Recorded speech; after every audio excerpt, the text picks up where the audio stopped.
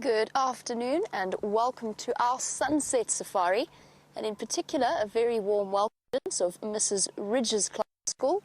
It's wonderful to have you on board with us this afternoon, and we're very excited to hear all of the questions and comments that you have to make. My apologies for a somewhat gory start, but we do have a wonderful afternoon planned for you ahead. My name is Jamie. I have VM on camera with me this afternoon. Brent is out with Dave on the other vehicle looking for other wonderful things to show you, but we just had to start with one of the most famous animals that is so stereotypically associated with South Africa. So we're coming to you live. What you're seeing is happening right here in the Sabi Sands, which falls under basically 4 million or close to 4 million hectares worth of unfenced wilderness area. That's bigger than some small countries.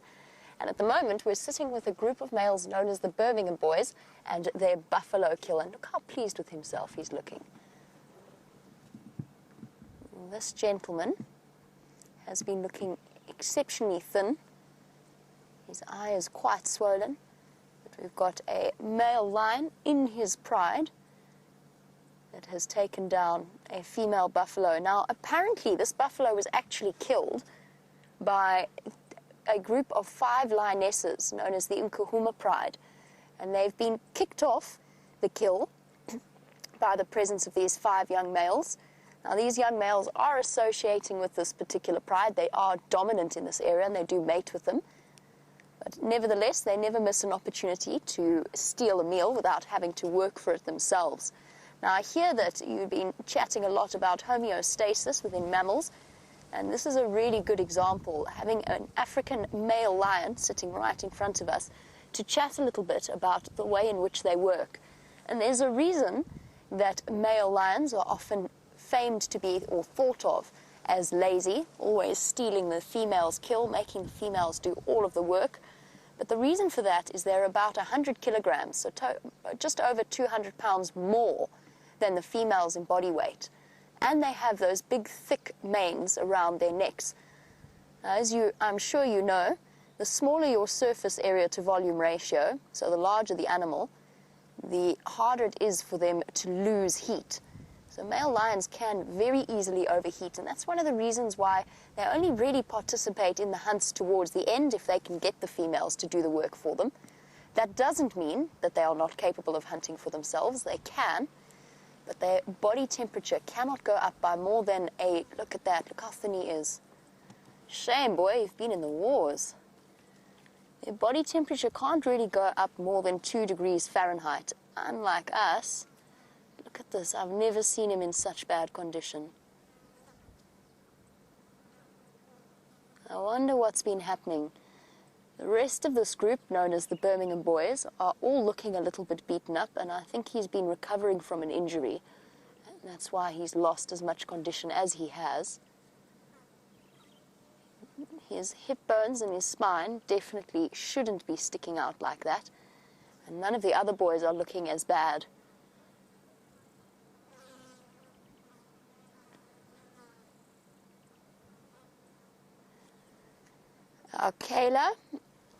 Kayla is wondering what other plants and animals we might inhabit this area. And Kayla, I'm assuming you're talking in general, the enormous area that we have of wilderness.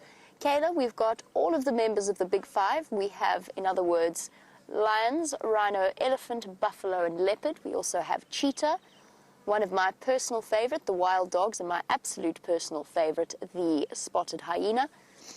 There's also all manner of antelope species, from Impala, and we get giraffe, zebra, wildebeest, or brindled gnus, as they are known, in other parts of the world. We've got a tremendous amount of biodiversity. Just look at how he's panting here. All of that digestion of the meat is producing a tremendous amount of heat within his belly, and it's very typical for a predator out here to gorge themselves as rapidly as possible in order to, because you never know when your meal might be taken from you. You want to try and eat as much of it as quickly as possible, but that full belly that they gain after feasting on a buffalo will last only about 2 days before they have worked their way through it. Oh, and he's being plagued by flies as well. You can see how they're irritating him. His left eye is also really, really swollen. I mentioned that there were 5 of them, and because there are lots of people that want to come and enjoy the sighting, we can't stay with them for as long as I would like to. So what I'm going to do is give you a quick tour and show you where the rest of them are. First of all, though, I want to show you something that I've just spotted now, and that is, it wasn't just a female buffalo that they killed. Let me go forward ever so slightly. You should be able, can you see that from there, Vian? There we go. They've killed her calf as well, and there is absolutely nothing left of that baby buffalo except for the almost inedible hooves. That doesn't mean that those hooves will be wasted. At some point a hyena will come past and chomp on them and chew them. It was a very young buffalo. It must have been a brand new calf. Now, the lions have made a complete meal of that little baby. Now the rest of them, I don't want to go too far. Here is one here, just lying off underneath the trees. You can just see him poking through the leaves. As I go forward, you'll get a nice clear view.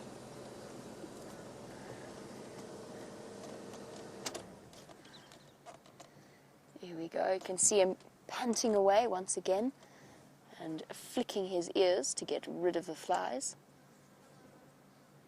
And then he's not looking nearly as thin as this other male, which leads me to believe that this male is, his sort of bad condition and that thinness has been caused by an injury and not just a lack of food.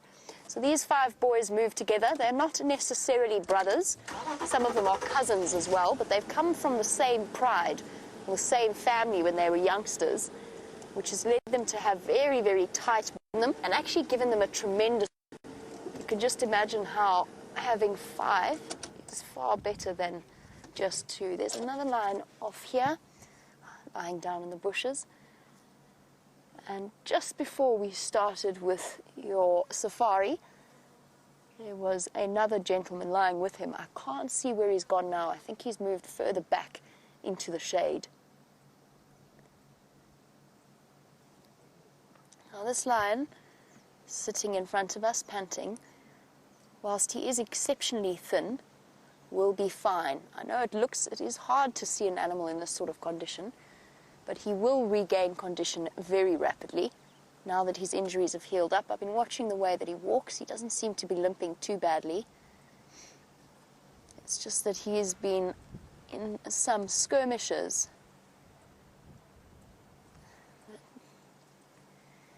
He's enjoyed his meal so much that he's actually dribbling down his chin. The king of the beasts is rather smelly this afternoon. His paws covered in buffalo. And speaking from direct first-hand experience, it is not a very pleasant scent that is coming from this buffalo. It's a combination of its stomach contents plus the feces of the lion.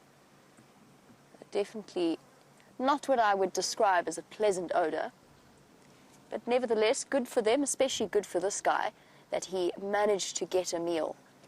Now, I mentioned that lions overheat very, very easily, and I'll leave it up to you guys to look into the biology of that and why it is that they do overheat like that. But there is a reason behind it. One of the reasons behind it is that we as human beings have evolved alongside these magnificent animals, and we've evolved to be the dominant diurnal predator of this particular area. So during the day, we are the dominant predator. We are above them in the food chain. That is the way we've evolved. They've evolved to operate at night when it's much cooler, so that's one of the reasons why they overheat during the day. They are primarily nocturnal animals. And once night falls, that feeling that you get when you sort of want to be home at the end of the day as it starts to get dark, that's a very, very instinctive response to a fear that we would have had a couple of or tens of thousands of years ago when we lived out here with these lions.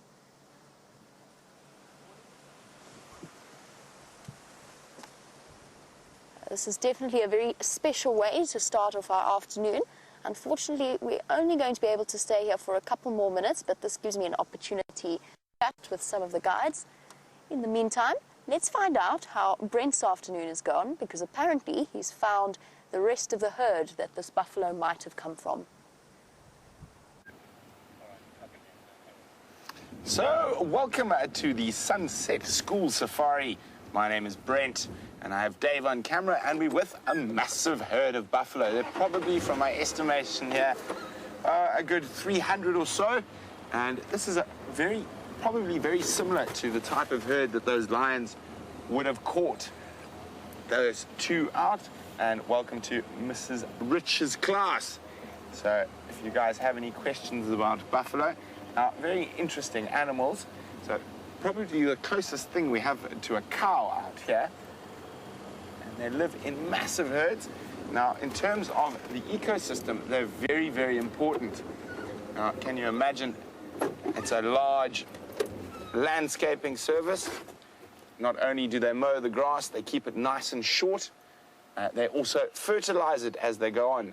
And their hoof action also turns over the soil, enabling a nice place for seeds to take hold. Oh, sorry guys, I'm just causing a traffic jam, so I'm just going to loop around to where the buffalo are going to pop out. A lot of the buffalo there, this big windy weather is causing them to split a little bit.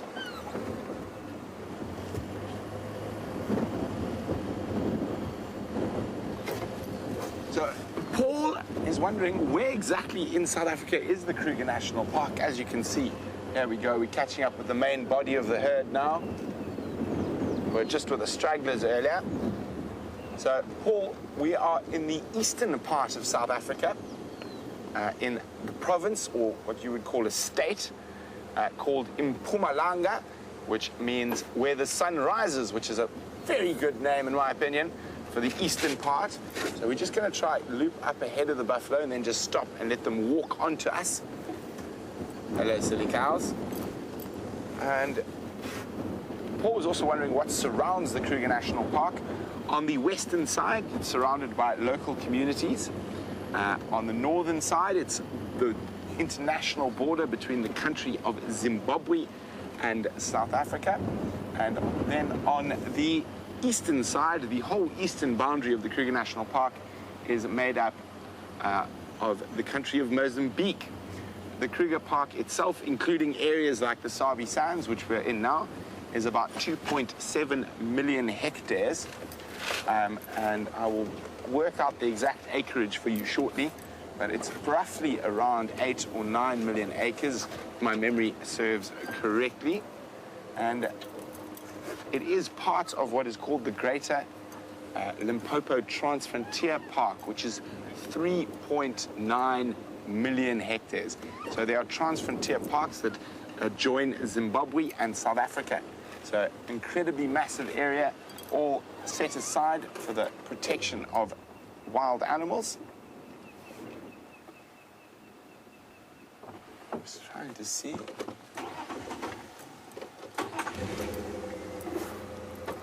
So Jewel is wondering, are there giraffe in this area? Jewel, there most certainly are. Hopefully we will find one. I'm just going to wait here. The buffalo are slowly moving towards us. They are in some round leaf teak thickets at the moment. Can you see any nicely, Dave? They're all quite far in there. Got a couple. Dave's got a couple. And Jewel would also like to know, how tall does a giraffe get? Jewel, a giraffe gets to about, a big male can reach about 4 meters.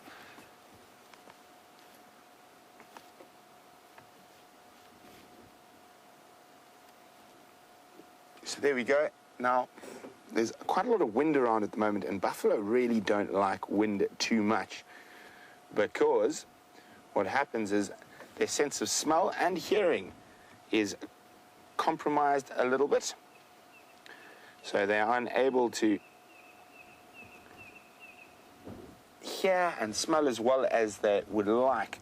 There we go. Jewel, for you, 4 meters for a giraffe is 13.12 feet. So incredibly tall animal. And the buffalo, look at them, they're coming a bit closer through here.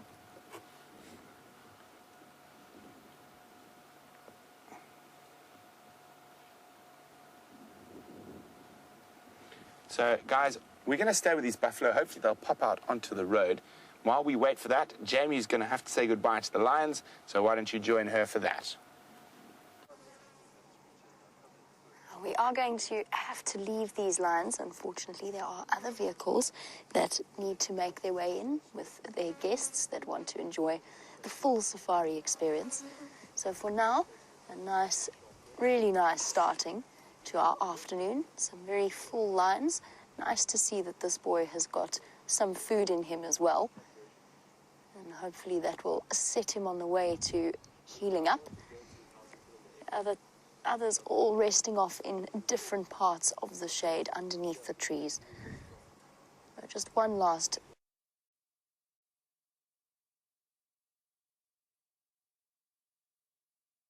Wondering, what is my opinion on zoos? What is the difference between an area like this and a zoo in terms of protecting animals? Susie, to be 100% honest, I'm not a huge fan of zoos. I believe in most cases there are better options. I understand the educational value and with certain endangered species, the possible benefits of a zoo. But if you look at the animals in the zoo, they're just not the same as the ones out here. Specifically the big cats, they just pace. They're very, very bored, and also the large primates. Even the elephants, not the same as the ones out here. Specifically the big cats, they just pace. They're very, very bored, and also the large primates. Even the elephants, you can just see there's just a far better quality of life out in a place like this. Even though they get sick, they die, people don't help them, I just think the animals lead a much better life than they would in a captive environment. So, now, as I say, if you really like wild animals, let them remain wild. And the same goes for pet birds and all those things. Now, behind having a pet bird, there's a massive illegal bird trade that started the initial pet trade in birds and inbreeding and all sorts of stuff. So, and I never like to see a bird in a cage. I like to see them out in the wild. And the same goes for these guys, particularly when they're going to get a little bit naughty like this. I love the different characters elephants have.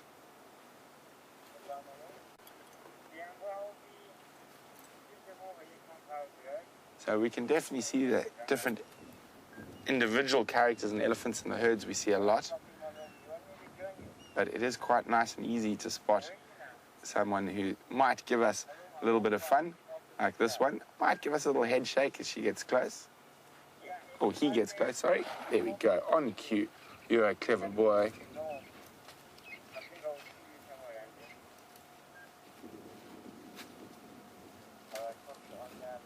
I can hear them calling, talking to each other in that low rumble.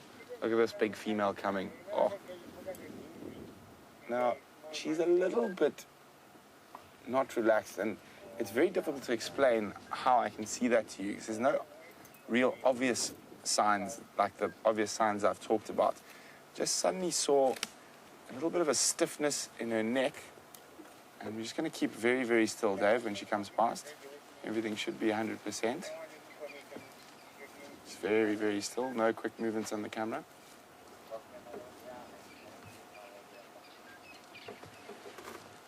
Here we go. Wasn't that amazing? So quite often, because I stopped a little bit further away,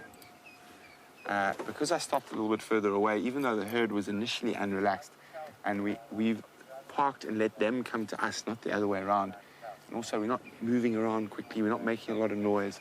And so even though I could just sense a little bit of stiffness in her neck and in her legs, but she wasn't 100% comfortable, but she still passed. Unlike this, you can just see, this has got not a worry in the world. Don't get naughty. Don't smell my tires. Don't. Yes, stop it. Now that was just curiosity, and you can see, I don't know if you guys could pick up the difference in the body language between those two different elephants. The little ones like this, they're just full of the joy of life and quite curious.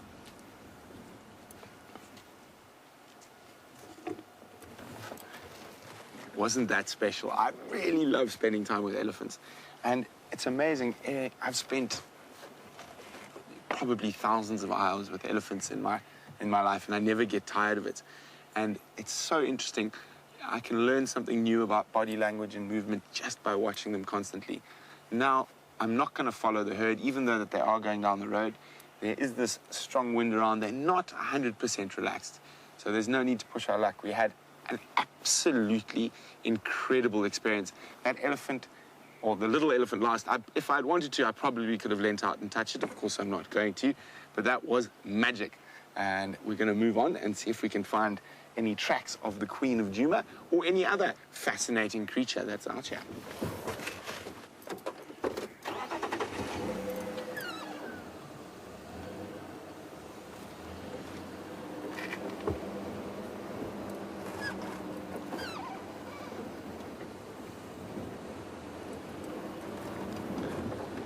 Oh, you guys are going to get me into trouble today, talking about controversial things.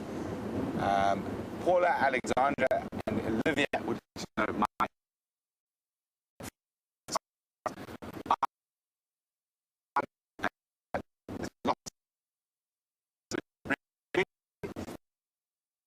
domesticate them. Now, even though Indian elephants have been domesticated, you still get those videos of them going on the rampage and killing people in cities and stuff like that. And unfortunately, the one way to make an animal that big, I personally am not a huge, not even a fan at all. There's no fan involved in elephant-backed safaris, lion cub petting, lion walking, any of that type of stuff. Now, those are of course, very different from zoos, and zoos in some cases do have a very important scientific and educational value, whether those are for neither, those are for profit. It looks like those storms might have blown off, so we might make it through without getting wet.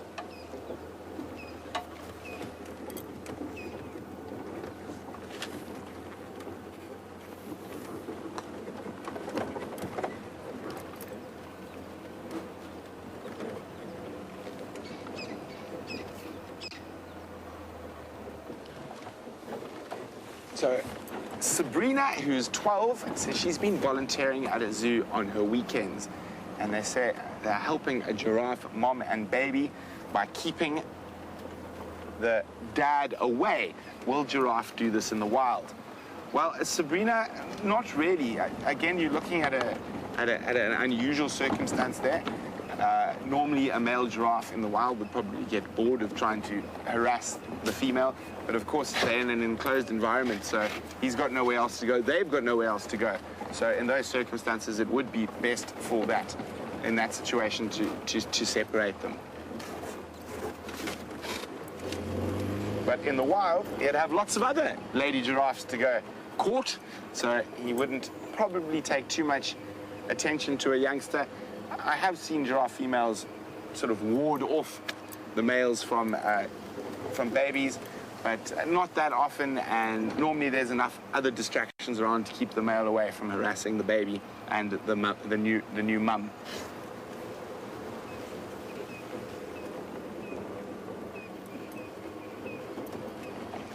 What did I do with my spogo? Here we go. So, those of you wondering what a spogo is, that is the Zulu name for a hat or a cap. Isiskogo. Who can say that? If you can say isiskogo, put it on a video, pop it on Facebook or YouTube. Let's have a look. If you can say isiskogo. Isiskogo. Isiskogo. Well done, Dave.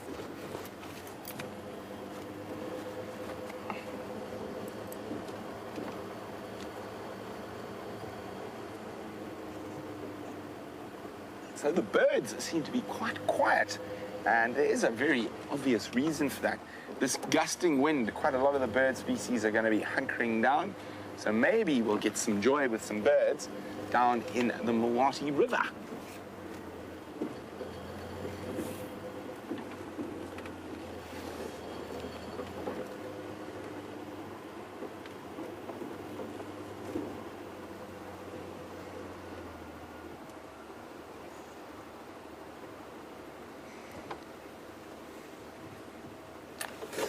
So, Kat in Florida says she understands what I'm saying about zoos, but she says the animals are dying in the wild from poaching. So what do we do when we lose them? Well, Kat, this is a very, very controversial topic. And there's lots of different things. And of course, there are, in certain cases, there is a need for human intervention and protecting certain species. But if we can avoid keeping them in captivity, I really think we should. And then there's a very big difference between a zoo and a sort of secure zone. So I know for a fact inside certain reserves, at the heart of the reserve, for rhinos in this particular case, they've fenced off a separate area. It's still not a zoo, it's still much bigger. That area will probably still be twice the size or 3 times the size of your whole average zoo. So there are other ways and means, but I do understand there is a need for education and for conserving of certain species, and also for research.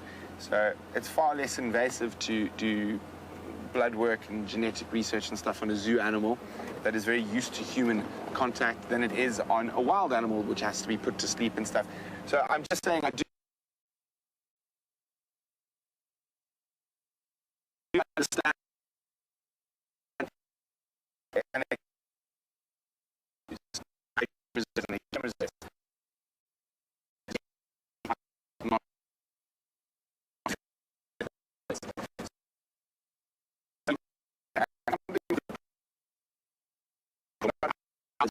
days, weeks, months, and years. But it is a very interesting thing to touch on every now and then.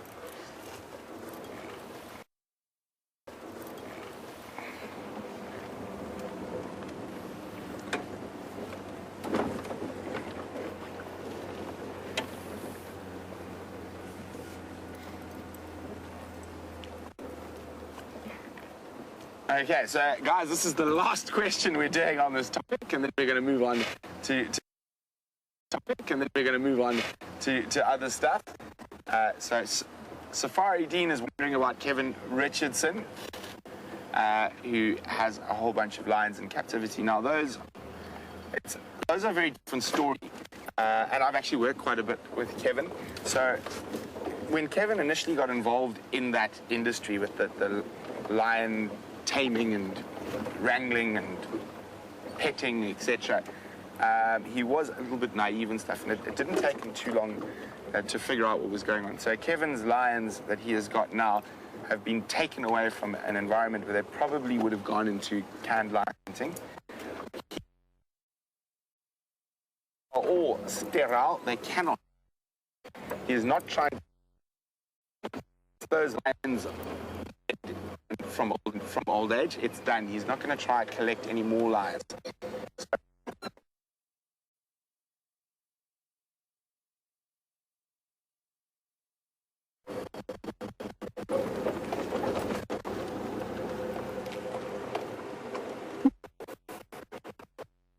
There's a gremlin in the... So, as I say, Kevin started off where he's ended more as emblems and for the anti-lion, canned lion hunting, for lion conservation in general. But he's not trying to breed more.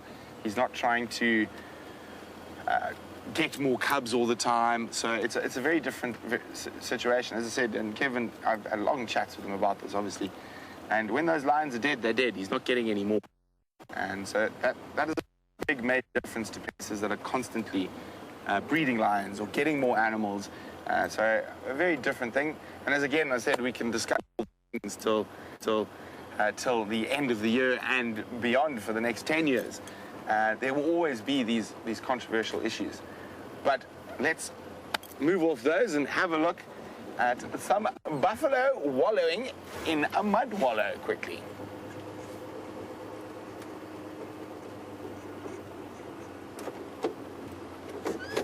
So now these boys are the old gentlemen. So we saw that wonderful big breeding herd at the beginning of the safari. Now these are the guys who can't cut it anymore. The competitive mating inside those big breeding herds. So they choose to spend their days wallowing, chewing the cud, and looking at me like I owe him money. Now, there's an old saying about buffalo bulls. They always do seem to look at you like you owe them money.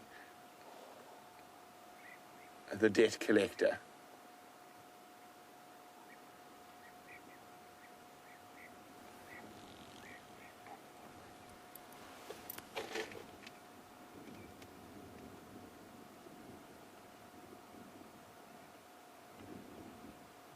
So Marianne in Arkansas is being very, very observant.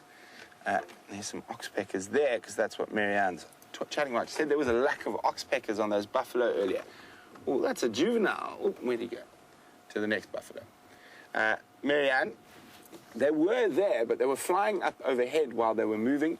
So quite often the oxpeckers really like these old boys because they're very stationary. Whether it's on those big herds, when they're up and moving, the oxpeckers will be there, but it's much harder for them to feed easily while they're constantly moving through the bush. But there were some oxpeckers, but definitely not nearly the amount we often see on these older boys. There you go, oxpecker to the right. Oh no, and the bull's trying to shake him off. And they can become quite irritating. There he is, on his nose. Oh, and looking for those ticks around the eyes and ears. Now, interestingly enough, this is a red-billed oxpecker. Oxpeckers can eat buffalo earwax. How strange is that? So they have an enzyme in their stomach that enables them to digest earwax of the larger animals that they feed off. And I've always wondered why. And I think it's probably got to do something with some sort of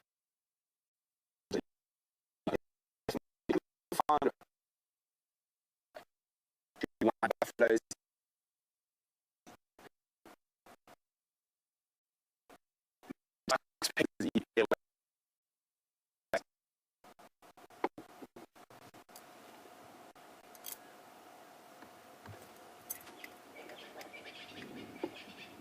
Still watching us.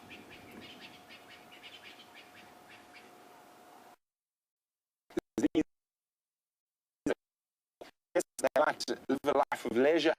And one of the reasons why they stay in groups of bulls, there's actually some more spread off down the road, which we can't see now.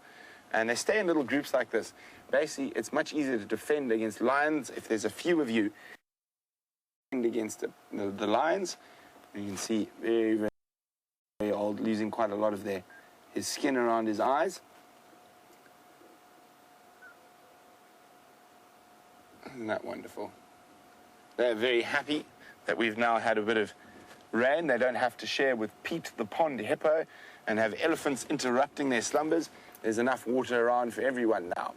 So we're going to leave these buffalo and head back towards the area around Juma, where there were some Impala alarm calls apparently during the day. So who knows what could have caused those Impala to have a panic. And while we do that, let's go see what Jamie has been up to. Jamie's on her way towards Treehouse Dam, thinking just in general about checking out the various waterholes, also wondering whether or not we'll be lucky enough to bump into the Nkuhumas, since their tracks don't seem to go out of Juma. Also just thinking about the question we got on bird tracks from Darlene, and I thought maybe somewhere around the mud here would be a good place to have a look. But first I want to just show you that very large hinged terrapin that is sitting on the bank. I don't want to go any closer because I think he's going to take a dive as soon as we do. Peacefully surveying the dam. That is a big terrapin for the size of our general size of terrapins that we get out here. He's probably, I'd love to know exactly how old he is. Over 10, probably over 20 years old. They grow a bit faster than tortoises do.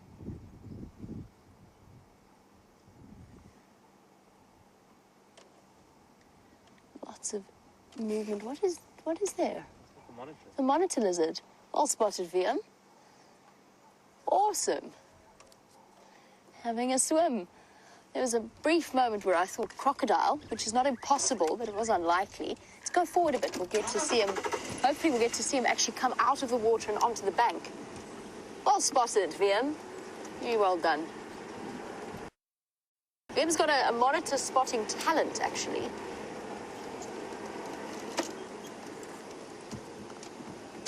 Where is he? Oh, there he is. I think he's about to... Is he about to alight upon the bank? I've lost the way, you know. He is where the green grass is, on the edge of the water. Yeah, the one on the left. To the left there. There's his head. Perfect. Thank you. This is probably a water monitor lizard rather than a rock monitor. Now, that might seem really self-explanatory when you're looking at it swimming in the water, but both species are very, very at ease swimming. Although the water monitor does spend a bit more time around water, it could be either of them. In this case, though, just even from a distance, not quite as brightly colored as a rock monitor. In South Africa, we call them legavans. From the Afrikaans, legavan. Oh, there he goes. There he's going to come out. Awesome. He's a big guy. Tongue flickering. Pulling that scent in. Is he going to go back in? Definitely a water monitor. I will show you the difference in my book in a moment once we've lost him. Very prehistoric. Looking for potential prey, little fish maybe. Possibly frogs as well would definitely fall on his menu or her menu. Very difficult to tell the sex of a monitor lizard. It could also be cooling off a little bit as well on this hot day.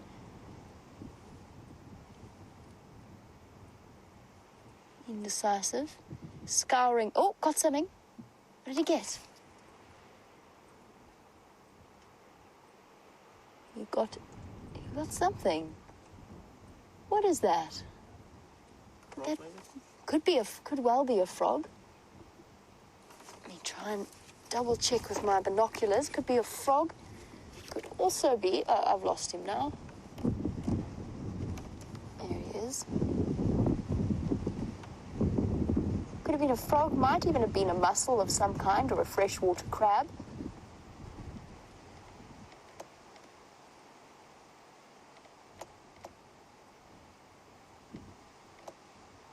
Looks like a frog to me. That's exciting.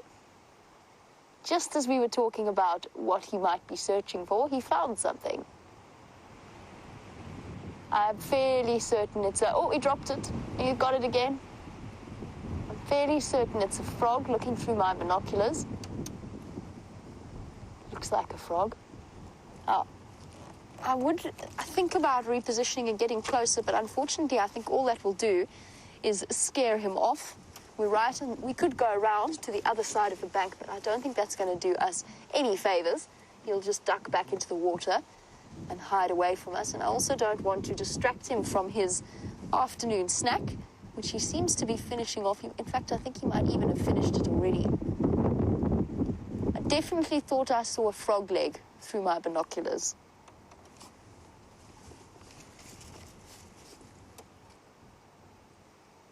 Perusing the edges of a pan, a perfect place to come and hunt.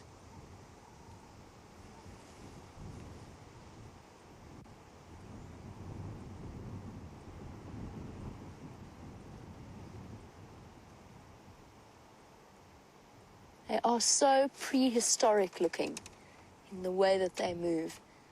Now, those tails are exceptionally powerful, which is one of the things that gives them that very easy swimming ability, very natural way of moving through the water. And he's found sniffing around for something else. They've also got slight webbing around their toes, very, very slight. But that tail, having been whipped before by a monitor lizard that I was trying to catch and remove from a house, I can speak from experience, it is much stronger than it looks. They're also capable of inflicting quite serious bites.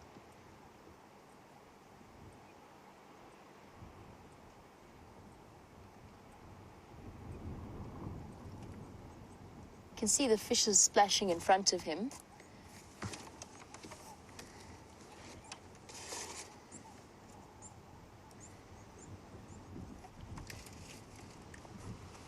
Sorry, I was just listening to the Game Drive channel there.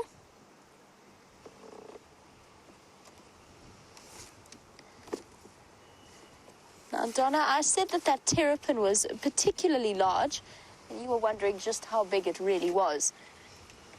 To give you a sort of a sense of scale, I'm trying to think of a nice comparison for you, Donna. About the size of half a coconut, a large, I mean, I don't mean a coconut like we get them when we eat them. I mean an actual coconut with the skin and everything. About half the size of that. That's such an absurd comparison. I don't know why I can't now think of anything that would be useful. Donna, I'll show you with my hands to scale in a moment, but I don't want to tear my eyes away from this monitor lizard. Half the size of a soccer ball. If you cut a soccer ball in half, that was the size of the terrapin. Let's go with that, Donna. That's probably the best comparison I can give you. I just want to see if this monitor lizard manages to catch anything else. Very clearly on a hunting mission. Investigating all the crevices and likely spots where he might find another frog or a fish or something similar.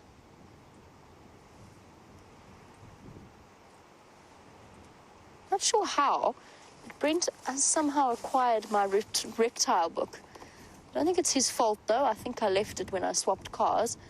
But that does mean, unfortunately, that I can't show you the difference between rock monitors and water monitors. I think we can definitely ask Brent to do that for you at some stage in his drive, since he might have it with him.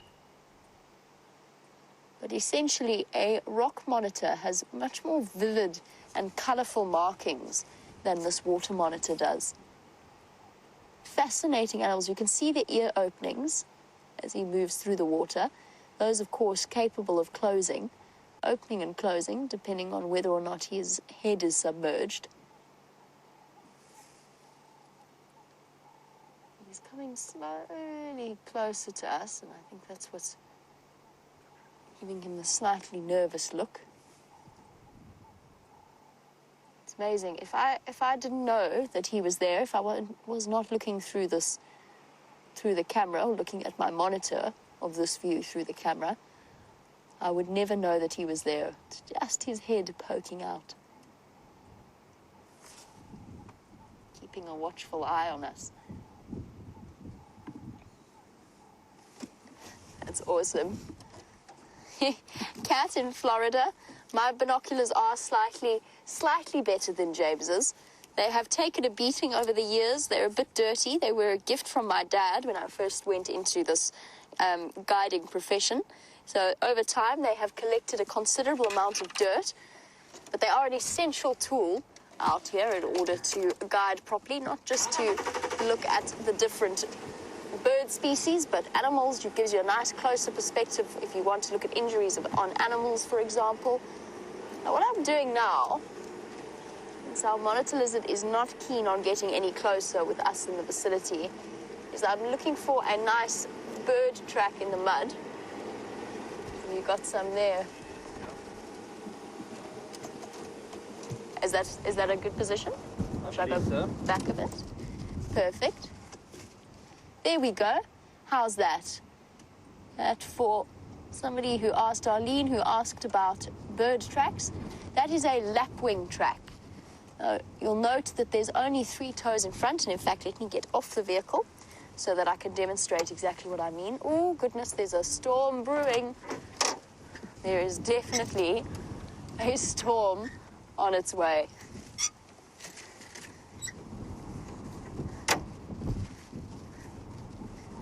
I will just go and have a quick look. Oh, you can hear how the wind is howling. The storm's coming. So Veer managed to spot these little tracks in the mud. Quite relatively thick toes, and you'll see that there's no back toe. Now, all of the birds that walk constantly on the ground don't have a back toe. So the lapwings, the dickorps, anything like that would normally, their toe actually sits a little bit higher. So francolins are the same, and guinea fowl are the same. Now, just judging by the size and the shape of this track and the way that the toes are positioned and the length of the distance between this track, it's a bit smelly, this mud, and this track, you can see that whatever bird made it had relatively long legs to have such a long stride in the mud. There we go. Oh well, not going to do me any harm. It's just a little bit mucky. And just while I'm here, I also want to stop and have a look at this algae that is in one of the puddles. This is one of the more, it's an unusual sight. It's not completely unusual, but it's not one that we see very often. Wow. The storm is very rapidly blowing in. I wonder if we're not going to get some rain sooner than expected. There's a dip to the temperature. But this is the algae I wanted to show you. We get very used to seeing green algae.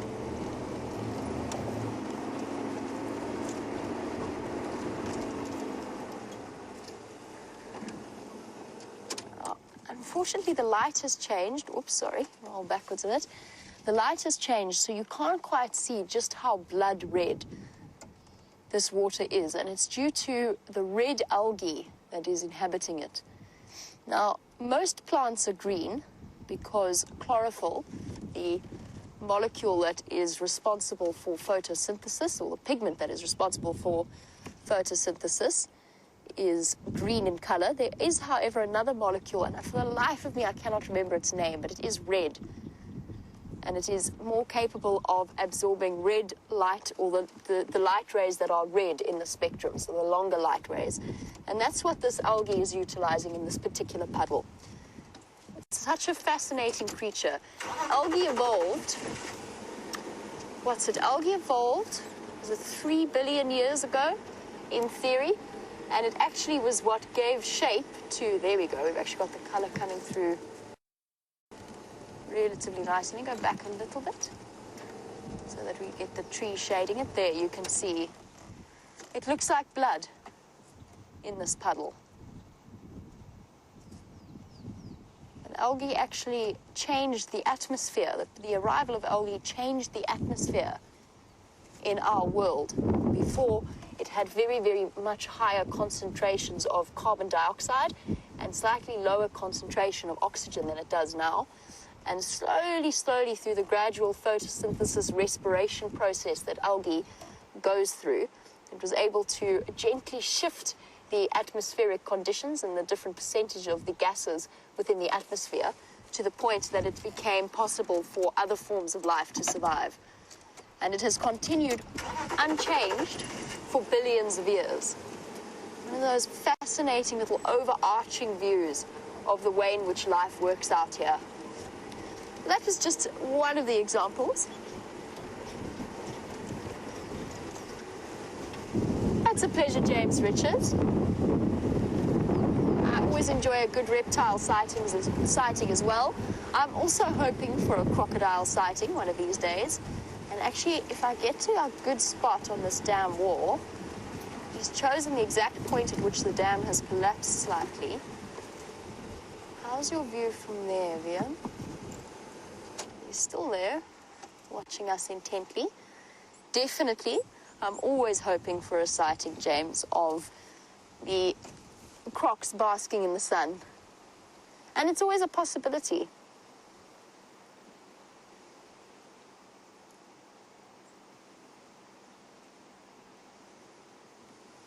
Interesting point from Debbie. This particular reptile has a forked tongue, as do most snakes. Debbie was wondering, how does a forked, as opposed to a sort of a single tongue, help in terms of smelling? Debbie, that is a really interesting question. So the reason we have two ears, apart from the fact that we're very bilateral symmetrically, and two eyes, is it gives us a perception of depth. So the way that we see with our vision allows us, having two eyes allows us to focus and get a depth perception. The way that we hear, our brain automatically thinks about the way in which the time it's taken, even if it's just a split second, for a sound to hit one ear sooner than the other, or louder in one ear and softer in the other. Forked tongue is exactly the same principle. So the concentration of smell that they get, they can pick up the minutest difference on each side of that tongue. And essentially that allows them to see, if you imagine it as seeing the smells, it allows them to see the trail that is left and get a direction of that scent. So something that is unique to reptiles and really, really interesting. Just look at this.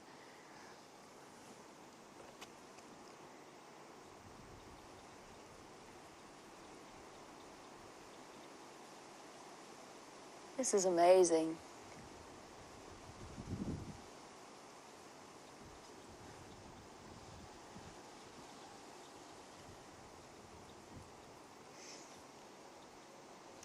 We've spoken about the fact that monitor lizards of both the rock and the water kind are very capable of moving both through water and through land. But Ellen was wondering, where would a water monitor lizard live in times when, especially when the pans and the dams and the water holes have dried up? And he's actually, I think he's, I thought he was going to come out, but he changed his mind. He's thinking about it. Oh, there's our first rumble of thunder. Isn't he beautiful in his own way? Ellen, they live in crevices of rocks, crevices of trees. They can live within termite mounds as well. The Kauri stops and sniffs each vegetation patch. There you can see that forked tongue at work. Long tongue. So they don't necessarily, they're not in any way reliant on the water in the same way the fishes are or crocodiles might be. They're equally capable of hunting on land, foraging through trees, eating birds' eggs or small birds. They're actually fairly ferocious predators. And in fact, a small crocodile, a newly hatched crocodile, would also be on the menu for these rock monitor lizards, or this water monitor. He's found a safe spot now. I don't think he's going to move too much further from there. He's hidden himself behind the bush.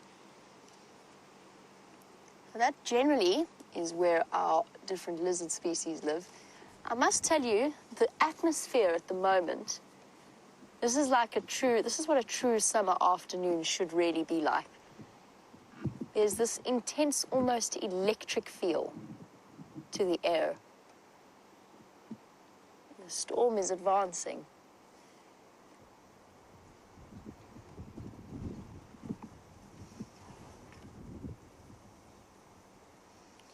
And Janet, yes, to a certain extent, a crocodile is almost a type of lizard.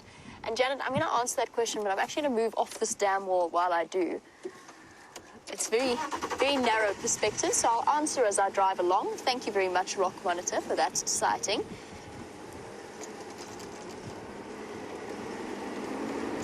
So, Janet, a crocodile, I said it is to an extent. It's not really. It is a completely separate species, and it is one of the oldest reptiles in the world, and is probably one of the closest relatives to the birds, funnily enough. As you know, birds and crocodiles share a common ancestor through the dinosaurs.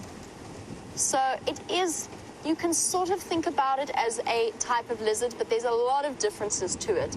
I suppose it's related to lizards in the same way wild dogs are related to lions. They are actually fairly distinct species. We wouldn't call them a large species of lizard in the same way a Komodo dragon, for example, or indeed a rock monitor is a species of lizard or a type of lizard. As I said, closest relative to a crocodile, rather than being the other reptiles, is in fact a bird. And it is one of the oldest animals that has stayed unchanged for hundreds of thousands of years since it evolved during the time of the dinosaurs. The other thing that sets it apart, a crocodile apart from the rest of the reptile family, is that it's capable of a bit more of internal control of its body temperature. So whilst it is still classified as an exotherm, and that it needs to go, for example, to bask in the sun, because it lives such an aquatic existence within those rivers and pools, it does need some degree, and also because it's a very large animal, it does need a certain degree of control of its body temperature.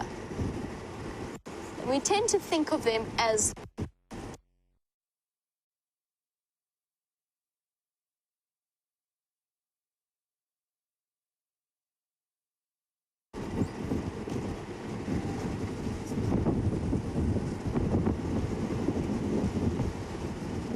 disappeared there for a second, see? And completely lost my train of thought, actually. I was about to tell you something very interesting about pocket. Oh, I was talking about the fact that we see them as primitive, but in fact, their design was so perfect, the way in which they evolved was so perfect that it didn't need to change for the number of years that it's remained the same. My goodness gracious, I think at some point we need to start thinking about rain covers. In this wind, rain covers, we're going to lose them. That's a very good point from Viam. Our rain covers are not going to watch us on. I'm more concerned about the lightning than I am about the rain. Although it hasn't started just yet, there's a yellow tinge to the sky.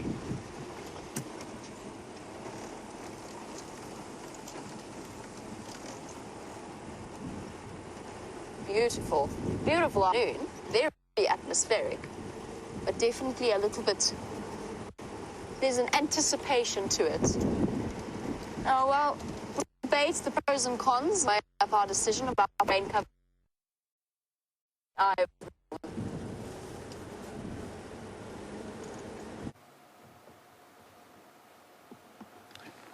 So we're back in the area around Gallagher and Vuyatela, and we've just come across a nice little group of kudu. And you can see a little male there with his little horn sticking out. Tiny two little babies about to come through. Hello, little fluff balls. But we are going to look for a design that's just run south along the drainage, and we're just going to look around Lion and Tree Road.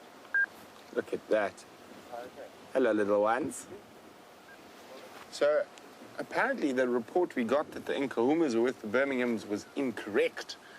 So that has now led me to think that those Impala that Lex heard alarming during the day might have seen the lions north of the lodge. So I've come back to this area and I'm giving it a good sort of second over. And I think the lions might be in there somewhere. But now I'm very happy these kudu happen to be where they are. So if they spot the lions, they'll give that alarm call and we should be able to hear it. It might be a bit difficult with this gusting wind. And there's a large storm approaching. I don't think it's going to rain just yet.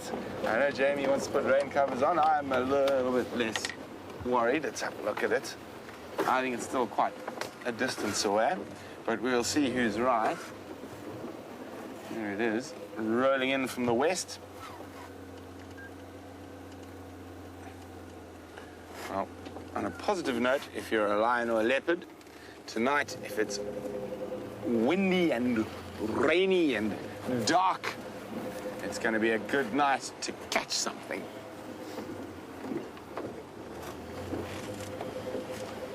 So we're just checking along the fire break. These are one of these little tracks that don't get used too often. So I just want to make sure we haven't missed any tracks. A little bit. Now I saw the main road is just over there, but a lot of cars up and down the main Buffelshoek boundary. So we, on this hard ground, if we're going to get a glimpse at a track, it's possibly going to be here rather than there.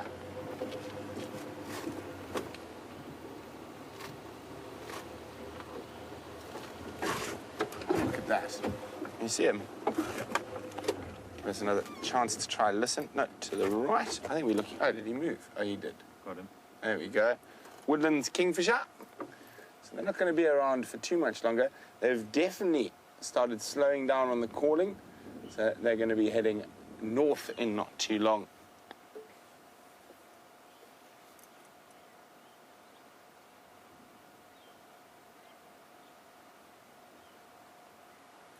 Trying to get some late evening insects to fill the belly before bed.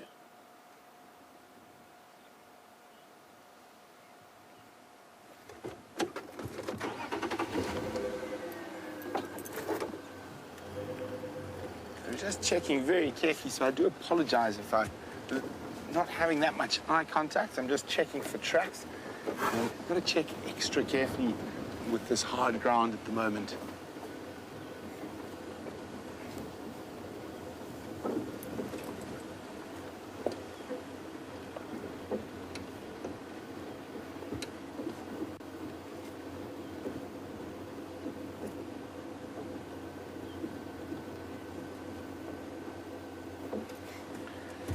Dawson Pittsburgh is commenting on the fact that I said sometimes I have to remove snakes from our house.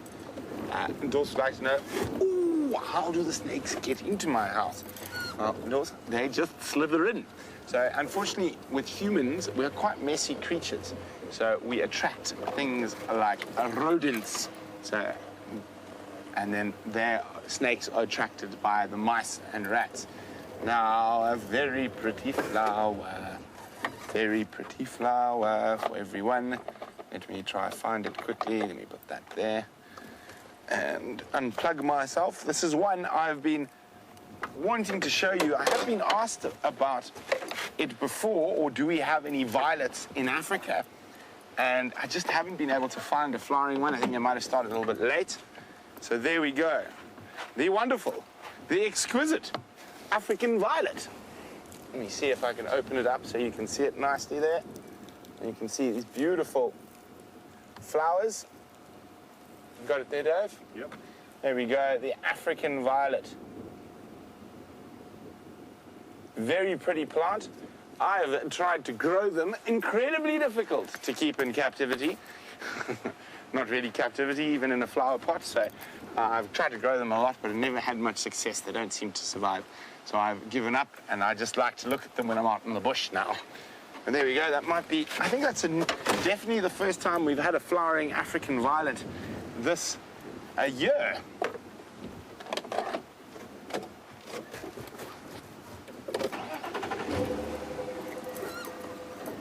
Oh, this is turning into ideal lion hunting weather. I mean, just look at how the wind is swaying all these trees around.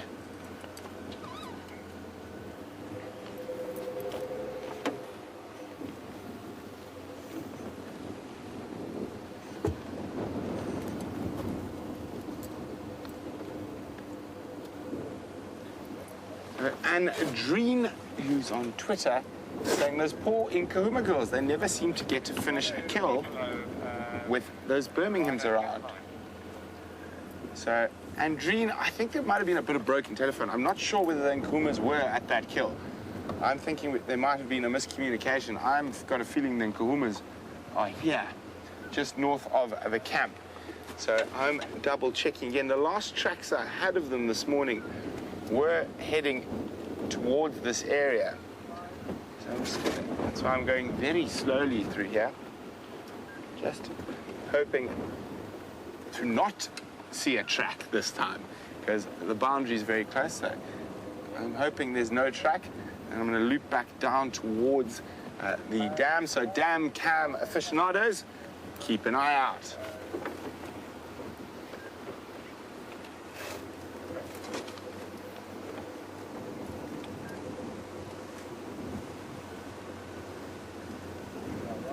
Ooh, if this storm comes, I think it's going to be a beastie. Now there's, apart from that storm coming from behind us, there's another big one building to the north of us. Oh. Fortunately, people are waterproof. Unfortunately, our equipment's not so much.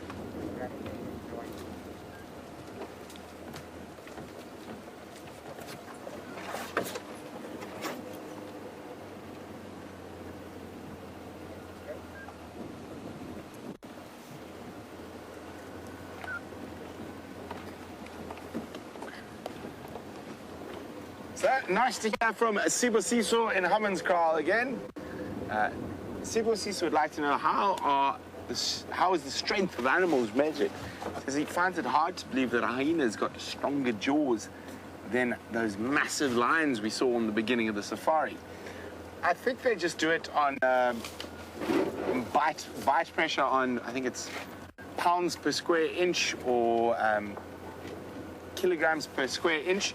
So they'll get the animal, normally a captive animal or whatnot, to bite into something that'll have a measure in it that'll measure the amount of bite it can bite. Now, but Sibusiso, what's that? No, not a lion. I don't think it's that difficult to believe that hyena's jaws are so powerful. And see if I've got that diagram here.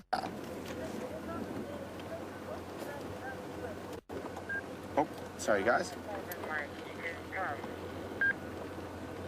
I'm just seeing if there's if I'd like to respond to that. Oh, no.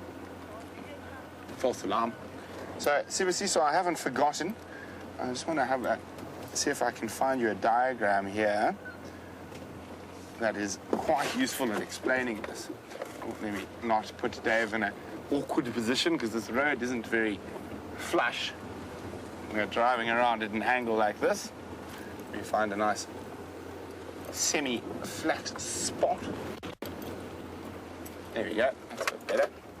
And let me just check here quickly.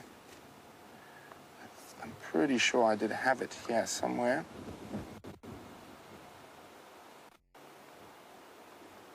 And Dave's going to show you the sky in the meantime.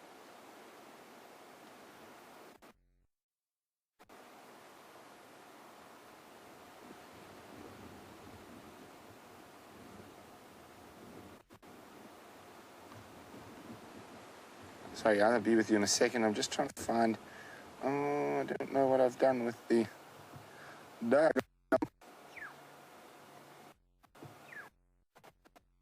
No, I think I've forgotten. I don't know where I put the lion diagram, but I do have the hyena diagram. So that'll be a good start in explaining why our hyena's jaws are much stronger. You know, let's make sure we've got the right hyena. And there we go. So here we have a diagram of a spotted hyena jaw. Or skull, sorry, not just the jaw. Now, the hyenas, this cranial crest here is much bigger in hyenas. So much bigger muscles and tendons are able to be attached to it. That gives them this incredible power. Now, unfortunately, I've been a nana and misplaced my lion skull photograph. I will double check shortly if I've got it. But as you can see, also the way the teeth are structured. Lion's teeth, even though they are massive and robust, they're definitely not as wide. I mean, look at that. If you look at that compared to the whole size of the skull, how wide those crushing molars are at the back. And even the canines, they don't have that very sharp cutting edge on the back. They've almost got a crushing edge. So you can see there with this diagram that it's designed for that incredible power. I think it's about 900 or over, actually maybe even over 1,000 pounds of pressure per square inch that a hyena is able to crush. Now, talking about hyenas, and while I've got the diagrams here, so you can see how into the brown hyena. And you can see they do have massive crushing jaws, but you can see that the cranial crest is a bit lower. They've got a much longer face. And I think there has been one brown hyena ever seen on the live drives, and I'm very jealous. I have seen them quite a few times where I live just outside Hoedspruit. But for those of you who don't know the difference between brown hyena and spotted hyena, there it is. There's the spotted hyena and the brown hyena.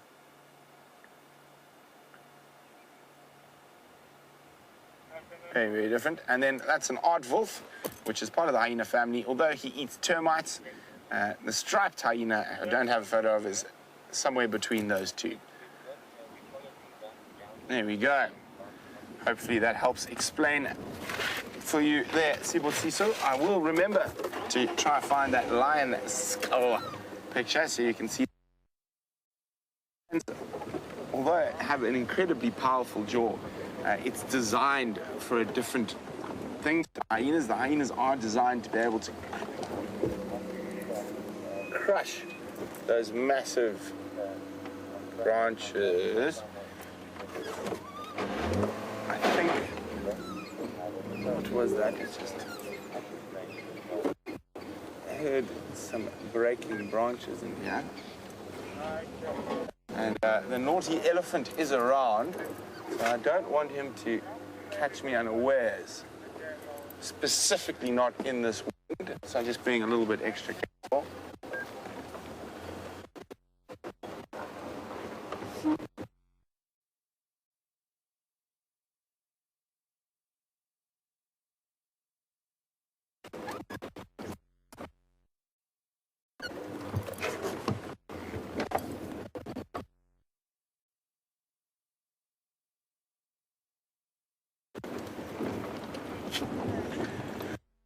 Gremlins and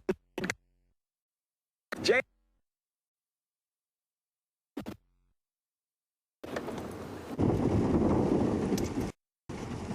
Here we go, just in time to go through a very thick patch of mud. Here's a tip for all of you. If you ever find yourself in a safari vehicle, when you drive through a thick patch of mud like the one we just went through, don't, whatever you do, stick your head out over the side to then look for tracks. I cannot tell you how many times I've done that and come up with a face full of mud. I've also done it with buffalo dung before. The wheels spin them up. And you'll find with most vehicles, our mud flaps don't last long in the bush. So the flaps that are meant to prevent that from happening are all but gone on these vehicles. And already I can still see mud flicking up out of the corner of my eye. That's definitely the last thing you want to do. Now, the roads have all been dragged since this morning's drive.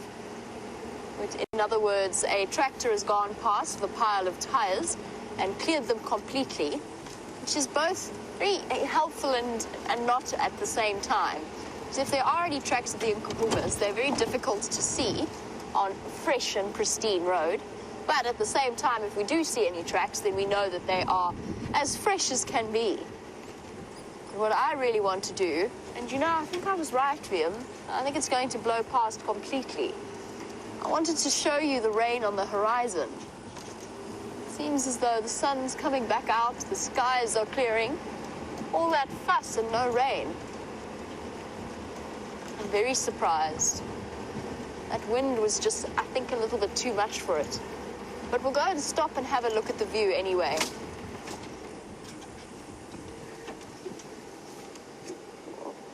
Should be fine. I have also noticed how much the rain has caused the trees to grow into the road. Seeing more and more of them dangling in and finding myself having to dodge them, which is very positive. It means that the rain came in time, so it didn't quite hit right at the end of the growth season. I'm also seeing a lot of inflorescence of grass coming up. In other words, the fruiting part of the grass that produces the seeds. We didn't see much of that at all before the rains hit.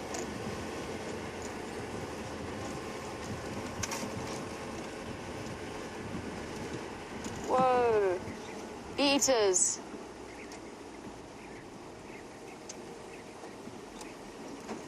It's like European bee-eaters.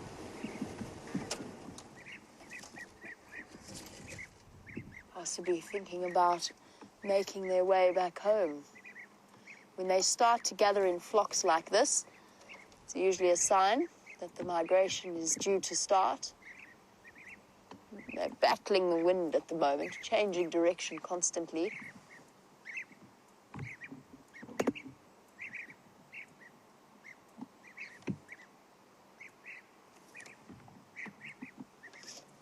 And back in the same direction again. Oh, even more of them joining up now.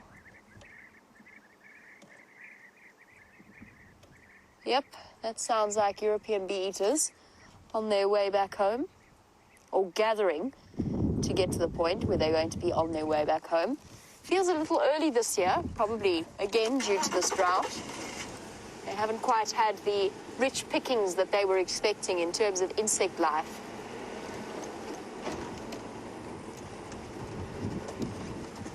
Let me just go through to Impala Plains and we can stop and have a look at the view. And you guys can guess alongside with us as to whether or not you think it's going to rain and when it's going to rain. It's become something of a game for the staff of WildEarth, where we all sort of try and bet on whether or not it's going to rain and what time we think it's going to start.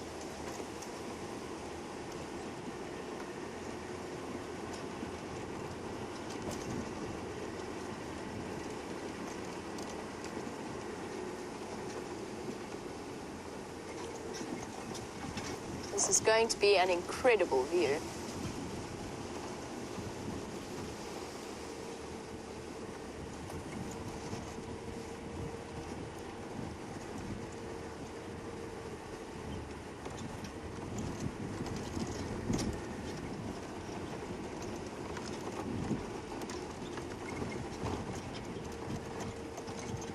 Well, we have our first bet coming through from Jerry.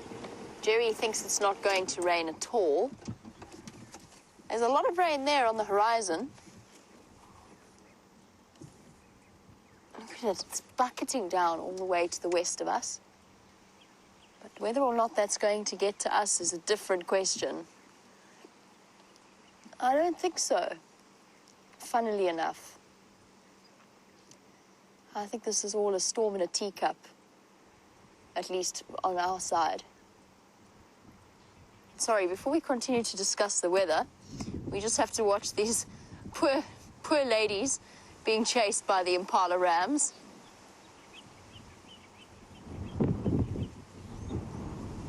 It's a little bit too early for them to start breeding, but nevertheless, the male's picking up on the increase in hormones. I don't know. I'm so undecided about this rain. What do you think, VM? Do you think it's going to rain? Certainly looks like it. Certainly feels like it. It changes every 2 minutes. It does. It's howling. I think it's a front. You think it's a front? Jerry doesn't think it's going to rain at all. I'm not so certain. I think it might. It's just a question of how soon that rain's going to come through. I'm hedging my bets because once we put those rain covers on, there's a distinct possibility that VM and myself will convert into a hot air balloon and fly up into the sky, which might make for some interesting broadcasting material.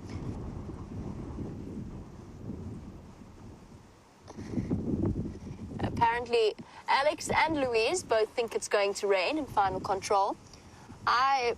This weather feels like it's going to rain. There's a very cool edge to the wind. I think VM's right, though. I think it might just be a front. Look at how thick and dark these clouds look. But then you get gaps like this, where it looks like another lovely autumn afternoon with a full moon. Almost full moon. Not quite. Almost.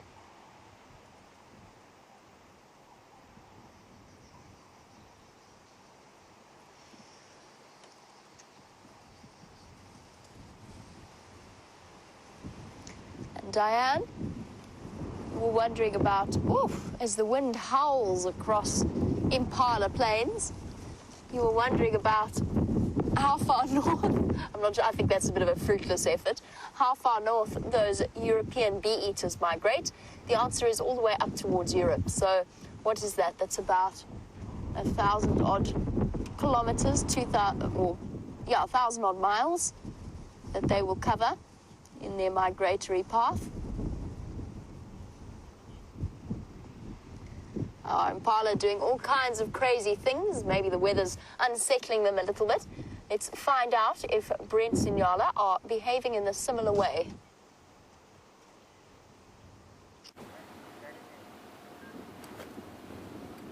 So we had a nice big group of Nyala right on it. Quickly. Ooh. So I was going to show you, I thought they might, watch, yep, into the lodge. I think there's going to be a few to follow. Maybe because of this windy weather, might be a bit safer inside.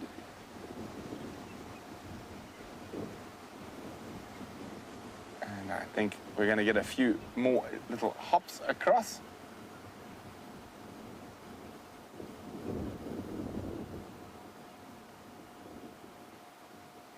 And you can see all the animals are a little bit more nervous in this wind. Oh, hello, big boy.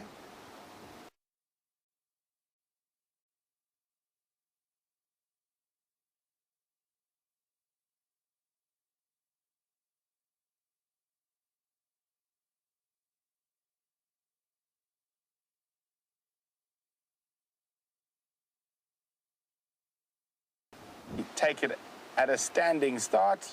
There we go. Easy peasy, lemon squeezy. Dave was chuckling much better. As we drove up, there was one on the inside, and Dave was like, how did it get there? I said, well, we're about to find out. Oh, next jumper, approaching the hurdle. And we should start scoring them. I think the last one was quite low. I think maybe a 6 or 7 out of 10. Let's see if these guys can do better. Younger, maybe a bit more sprightly.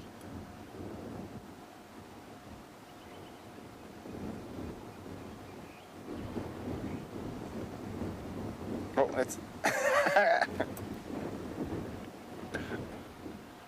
And you can see how strong that wind is as their mane is being buffeted around.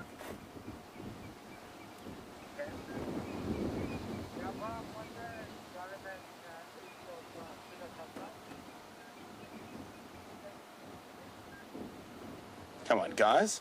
Got stage fright now.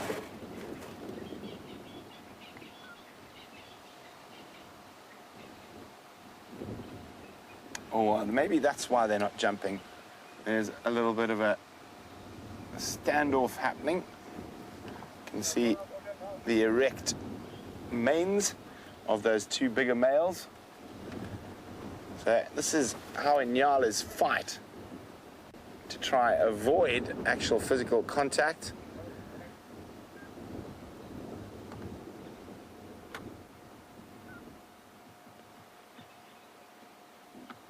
Still thinking about the leap.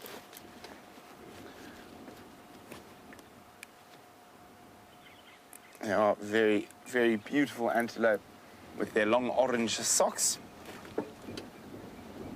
It's quite nice. We've seen a big male through to the sub-adult males, and if we keep coming across and over there, that one, you can see a little male who's just starting to get a bit of color, and its horns are starting to develop.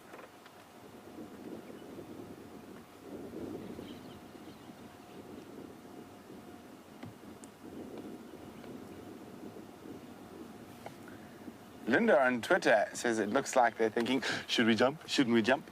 Are they watching us? Linda, I think it's probably more to do with the big males having the standoff behind them inside that might put them off. But I think once the rest of the group decide to jump, even these little females, so that's a young female leading the charge at the moment.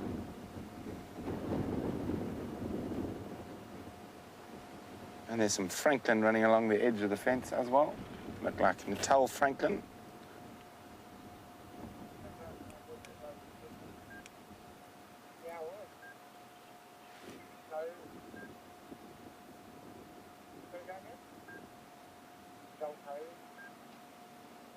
Oh, here we go, here we go.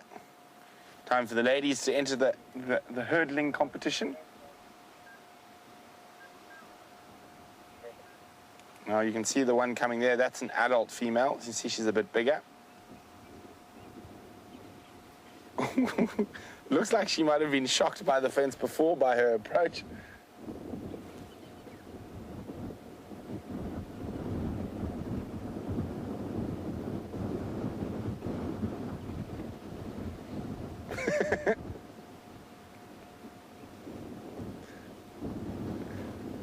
Now, look at her. I think it almost looks like she might be listening to see if the fence is on, because she doesn't want to jump, she wants to climb under. Really interesting little bit of behavior going on here. Here we go. Now, the ladies are quite capable of clearing the fence. They might have had, because there are some younger ones there, they might not want to.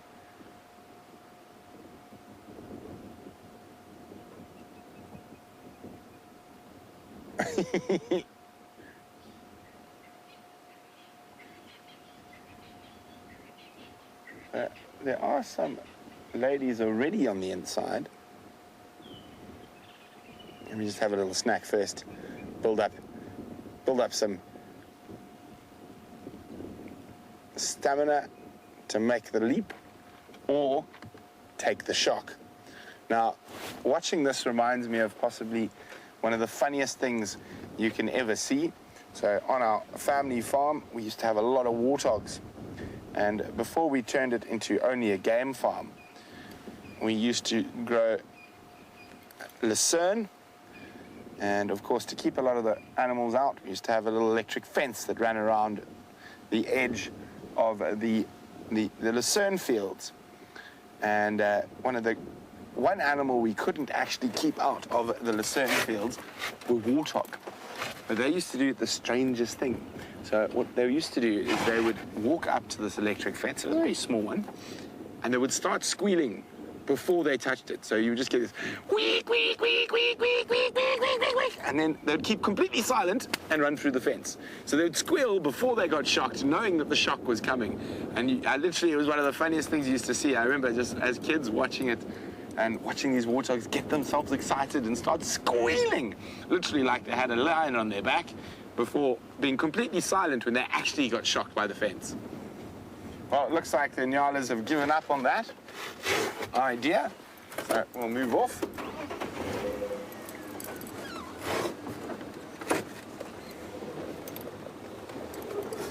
Oh, hard to believe it, the wind's actually got even stronger.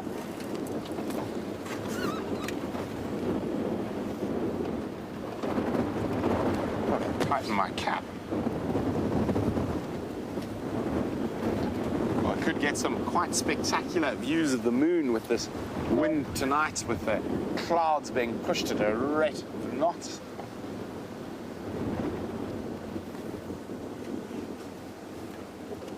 There we go, look at that. Nearly, not quite full moon.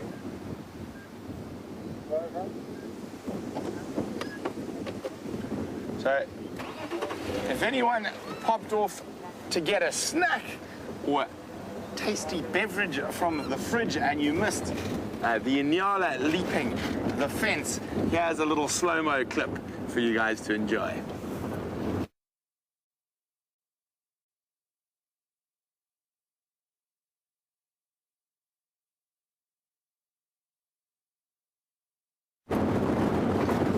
Wasn't that fun? The leaping in Nyala. I scored that particular jump, I think 6 out of 10. I think he could have got a bit more height.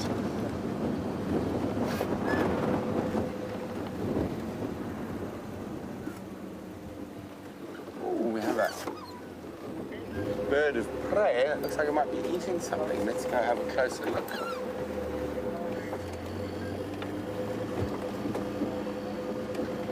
You see him there, Dave? Yeah. Try to get a bit closer. Looking very windswept. I think it's probably a Wahlberg's eagle. But difficult in this half light. I'll have a better look when I'm a bit closer.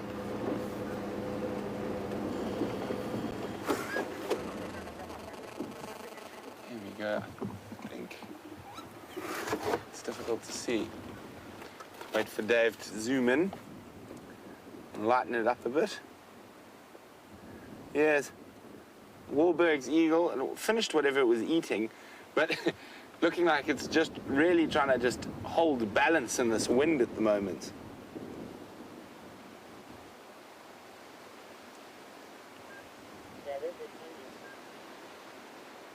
Pale morph Wahlberg's eagle.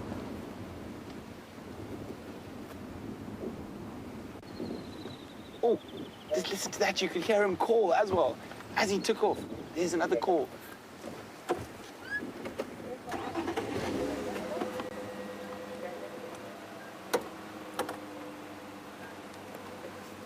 Oh, where's this thing now? See? Oh, here we go. So, look at that. Riding the wind waves.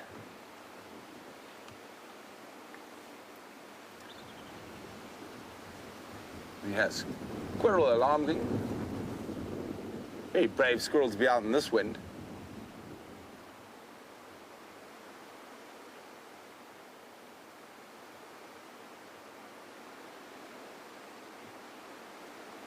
It's amazing. You just see as that gust catches them. There we go.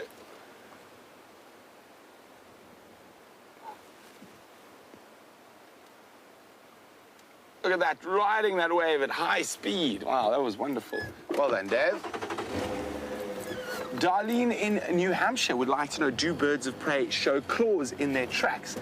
They most definitely do, but it won't be a very precise claw. Quite often you'll see the pad.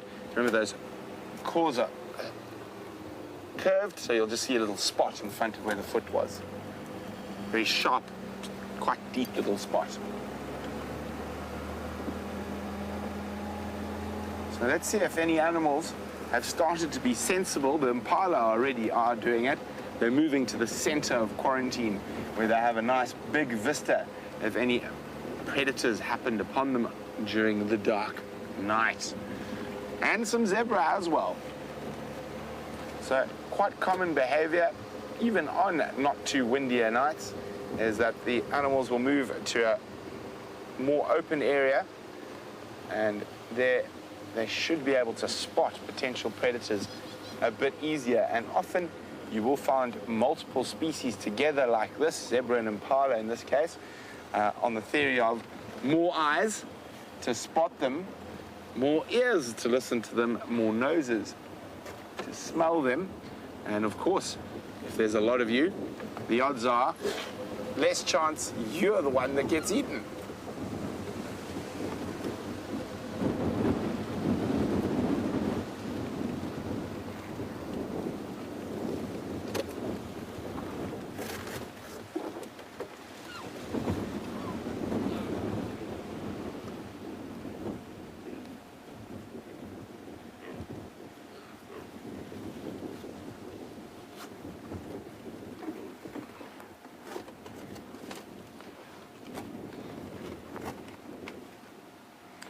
Darlene in New Hampshire, thanks for yet another question, Darlene.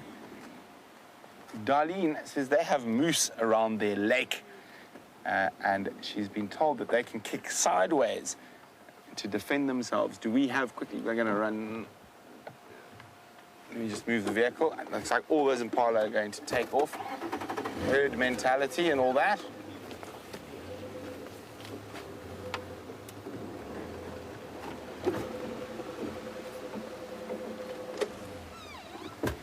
So Darlene is wondering whether any of our hooved animals can kick sideways.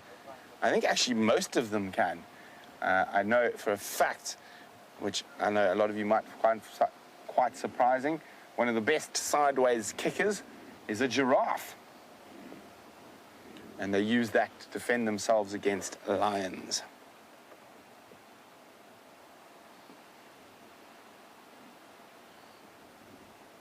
Hello, little one. That's a little boy. You can just see those tiny little horns starting to form. And here comes the rest of the herd about to run across. Oh, the zebras are even looking like they might join in. They're sort of stepping up towards the trot. Oh, but they stopped there. I thought they might be prompted by the impalas. Now, this is quite interesting. This is a little bachelor group of zebra. So all young stallions. Oh, male impala running through. Oh, male's chasing. There we go. Come here, lady. Not quite the right time yet, big boy, but your time is coming. I'm just going to move forward.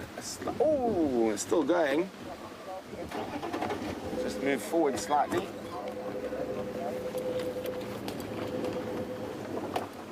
So Jim can come past us.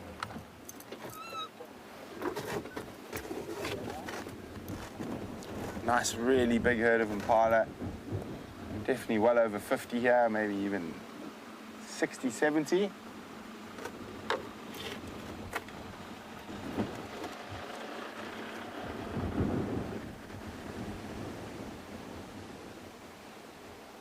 So they'll feel safest in this really windy weather out on the open areas. Oh, I just saw some lightning, Dave. It was a bit closer than I thought the storm was. I just saw some lightning on the horizon there. We'll see when it comes.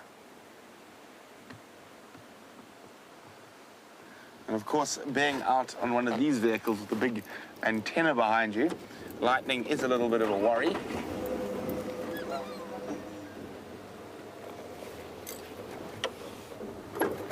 Just going to go check on the other side. Who knows, maybe there's some more animals making their ways towards the safety of the quarantine clearings.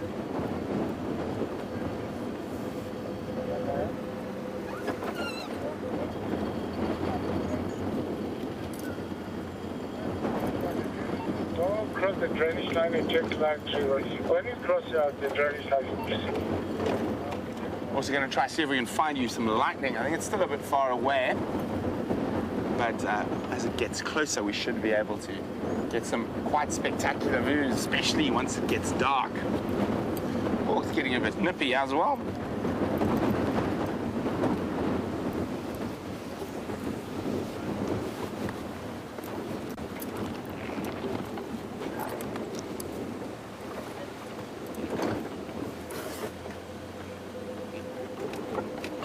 So, while we check what's happening on the western edge of quarantine, let's go see where Jamie is and what she might have found.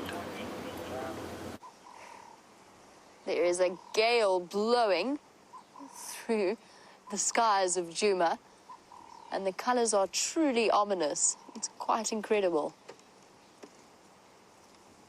It is beautiful in an awe-inspiring way. Very tumultuous weather. Unfortunately, what that means is that our hyena den is not active at the moment. There's no sign of any of the little individual, no little ears poking out from the holes, and no adults about either. So they've obviously decided that this is not the weather for them, and they have gone to ground. I did, however, on my way here, hear some elephants moving about the area. So we'll go and see if we can find those instead. Had to do a bit of a detour because our friendly ear-pierced elephant was somewhat in my way earlier, but I just turned around and went in the opposite direction. He's very much in full must right now and a little bit uncomfortable with the idea of people viewing him. He doesn't mind people driving past him, it seems. It's just he doesn't like it when people stop to look at him.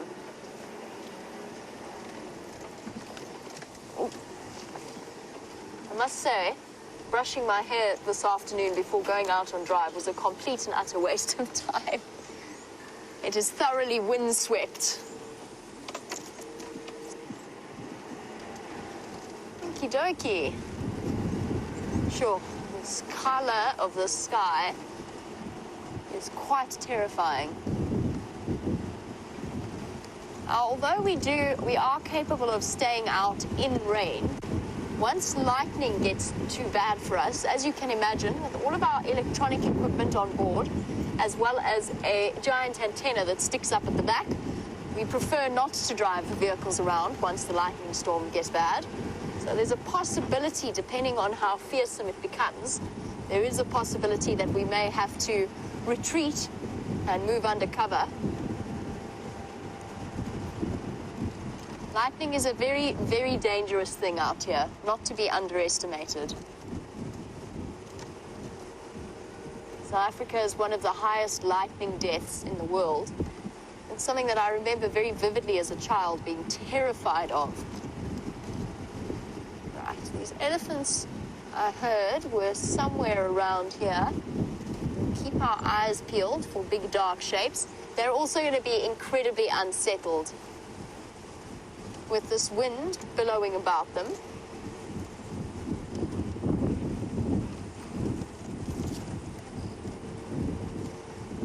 Bethany tells me that there is a 70% chance of rain at 6 o'clock on our side and 100% chance of rain at 7. Bethany, it's getting darker and darker. I think we might just fall into the 70% margin between now and 7 before it hits the 100%. I know that Brent is on quarantine. He's lurking about there, just in case he needs to make a rapid retreat. I'm also heading down that direction, getting a bit closer to home, just in case the skies do open or the heavens do open, and it really feels like it now. Quite mesmerizing, also quite scary in its own way. Where are these elephants?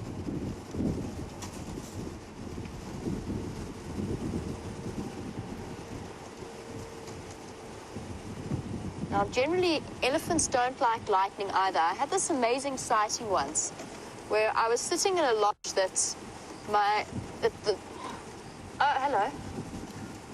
I hear you. Right in front of us. Oh, I see you. Thank you, Viam. That's embarrassing. That's a bit awkward. talking about being able to hear an elephant, and it's standing right there. I'm going to give them plenty of space. The wind is going to make them unhappy, as will the storm.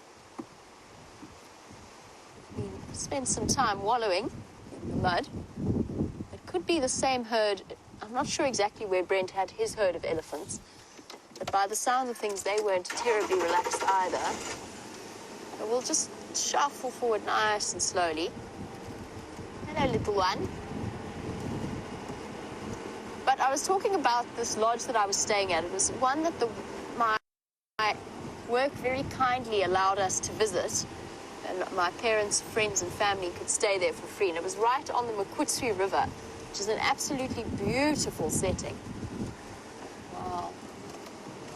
This is also beautiful. Hello, Ellies. Hi, guys.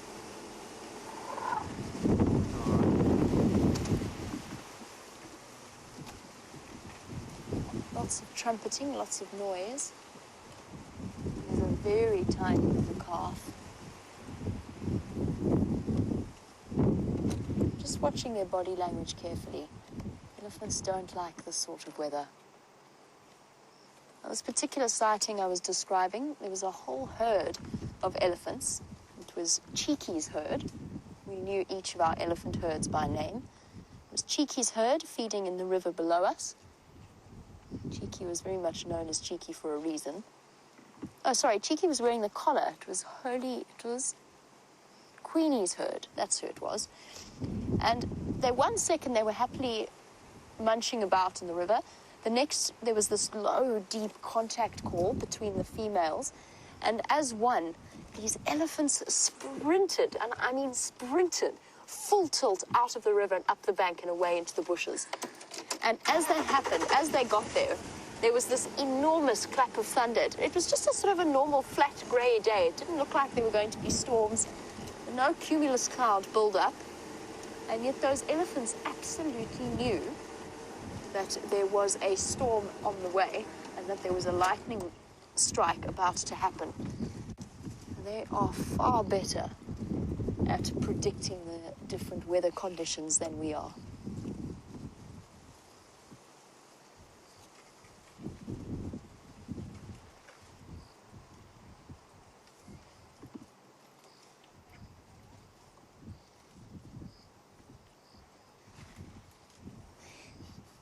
Curious One tells me that as a child she loved lightning because if it struck close enough, it would make their phone ring. I like that, Curious One. That's a lovely story. Usually whenever it hit around our house in Johannesburg, it either took out our internet modem, our phone line, and our pool motor. Very often it was the pool motor. I think we've replaced about 3. Well, my parents have replaced. Appreciation.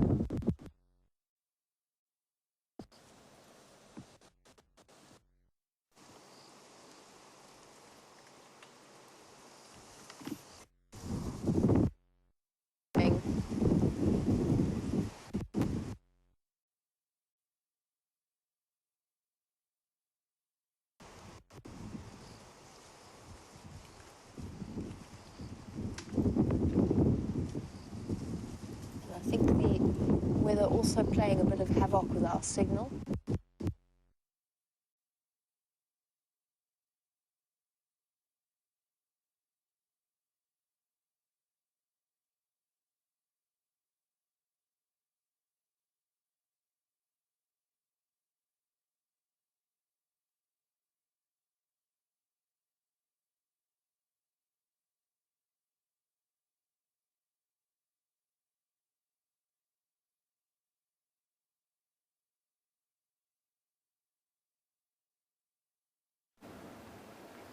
Just to the north of the camp. It could be time for that. Whatever those impalas spotted an alarm call before the safari to get up and get moving. So let's go have a look.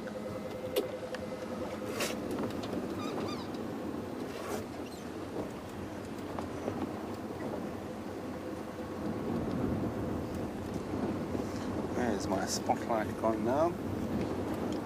here somewhere. Oh, there it is. Oh, before I forget, Jamie did ask me to show you guys something earlier, the difference between a water monitor and a rock monitor. There we go. That is a rock monitor, so it doesn't really stay too much in and around water. They like to sleep in hollow trees. You can see very grey, very robust head. Very particular here. You can see how robust the head is. Now, above is a very monitor-esque pose.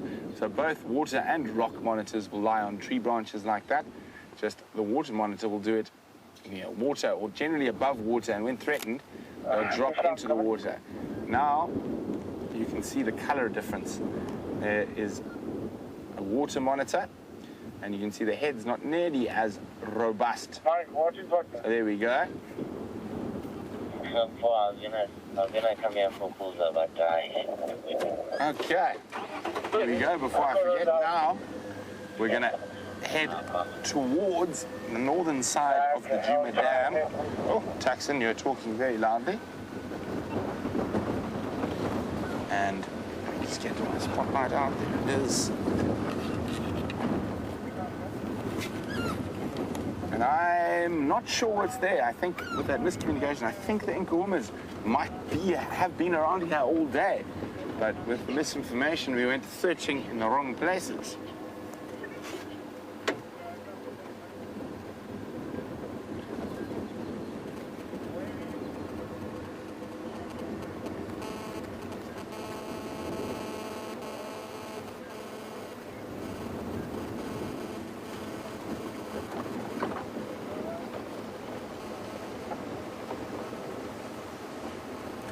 Hello, Naomi in Pretoria. Naomi says she's a little bit confused on impalas. When they leave scent on a branch, is it with that little gland on their face near their eyes, or is it with those black dots on the back of their legs? So both of those do leave scent, but when they're doing it on a branch, it is with the gland on their face. So those ones on their legs are called metatarsal glands, and what those are for is a hotly debated thing. Some people think they release a sort of pheromone when they are chased, and they kick out their legs, especially when they're being chased by a predator. So some people think it's to confuse the predators. I don't think so. I think that's really pushing it a little bit. The more logical explanation is actually it's for the impalas to actually group together again after they have been chased. So they've been chased heavily by something like wild dogs. They're able to form into a herd again quite quickly. So there's the two difference on those glands that the impala use. And oh yes, in this, Dave and I saw something while it was still light, but we thought it would be extra cool to show it to you in the dark.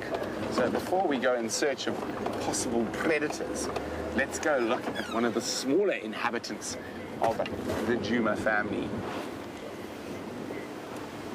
Unfortunately, tonight is not going to be good for owls and frogs in this weather.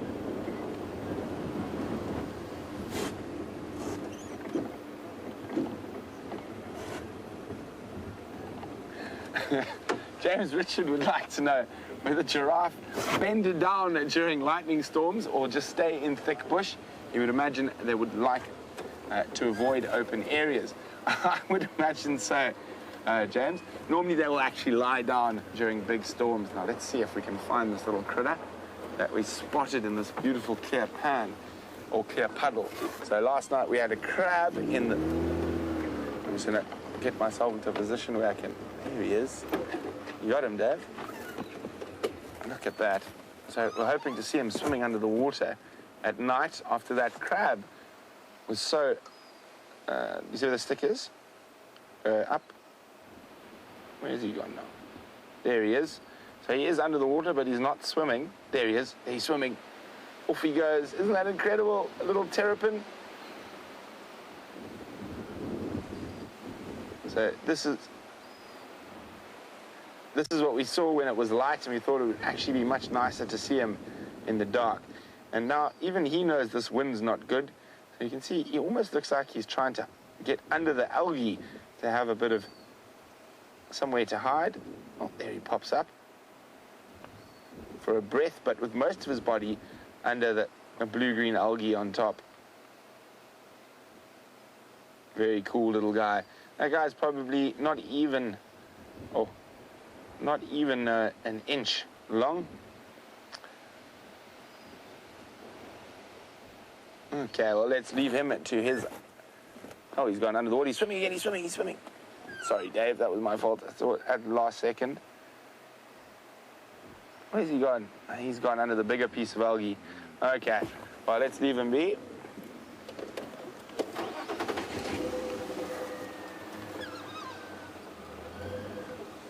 Tiny, he's probably about that big.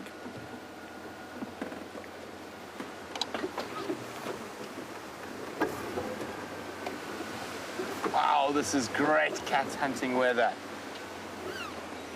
Dark skies, gusting winds. I wouldn't want to be an impala, zebra, buffalo, steenbok, duiker, wildebeest, kudu, Nyala, bushbuck. Am I forgetting anything? Maybe, maybe not. Tonight, it's going to be a sleepless, high nerve night tonight. Oh, I forgot giraffe. Thank you, Final Control. So, also on, as I said, these nights, we're not going to hear many frogs. We might catch some of the bigger owl species, but the smaller owl species will be quite scarce. We might still get some ground beetles scurrying about. Formidable little guys. So they're not too worried about being eaten. Apart from their massive jaws they have to defend themselves, they have the ability to spray formic acid out of their mouth. So not much wants to eat something that's as nasty as that.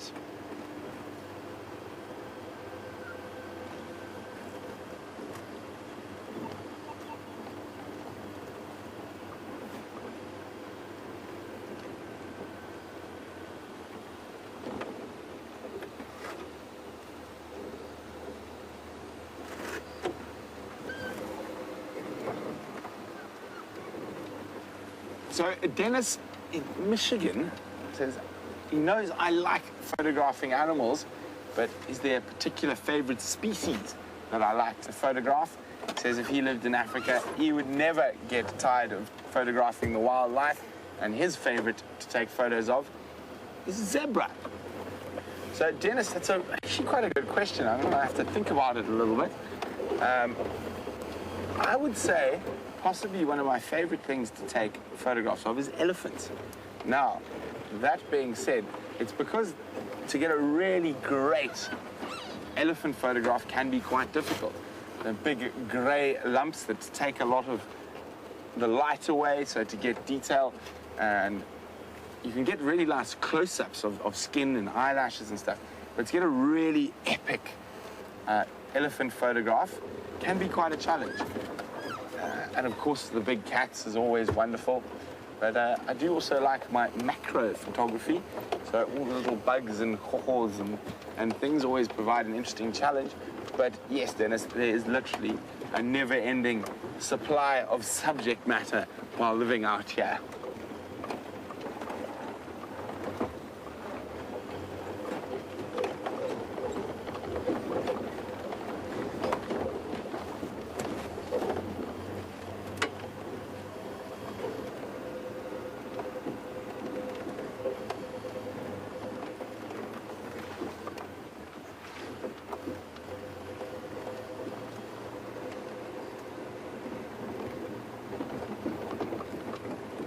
Shannon in Ohio and says, this may be a stupid question, but do we get roses growing out here? No such thing as a stupid question, Shannon, so don't fear. Shannon, we do not. There are roses growing in people's gardens, but they are not indigenous to Southern Africa. At least I'm not sure if there are any. I definitely know East Africa, Central Africa, but I'm not sure whether there are any indigenous to North Africa. I don't think so, though. I don't think there are any rose species indigenous to Africa.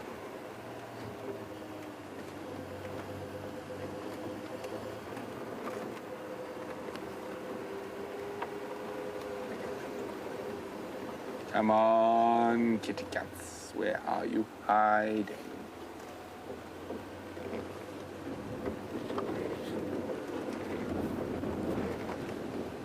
All the little small nocturnal mammals, they also don't like this weather. So you'll find you're not unlikely to see any bush babies, night jars, well, that's not a mammal, but genets, civets, all those type of things will stay hunkered down when this really strong wind is about. Of course, it affects their hearing and smell just as much as it would anything else. The only guys who like it are the truly big hairies and scaries. So your lion, leopard, hyena in this case.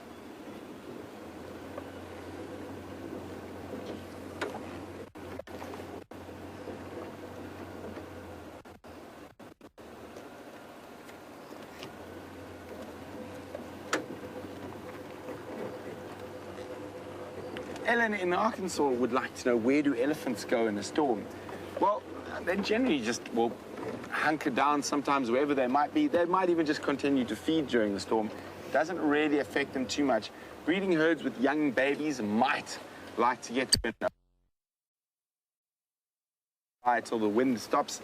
They don't like gusting wind, but other than that, they're pretty unaffected by the storms, particularly the big bulls.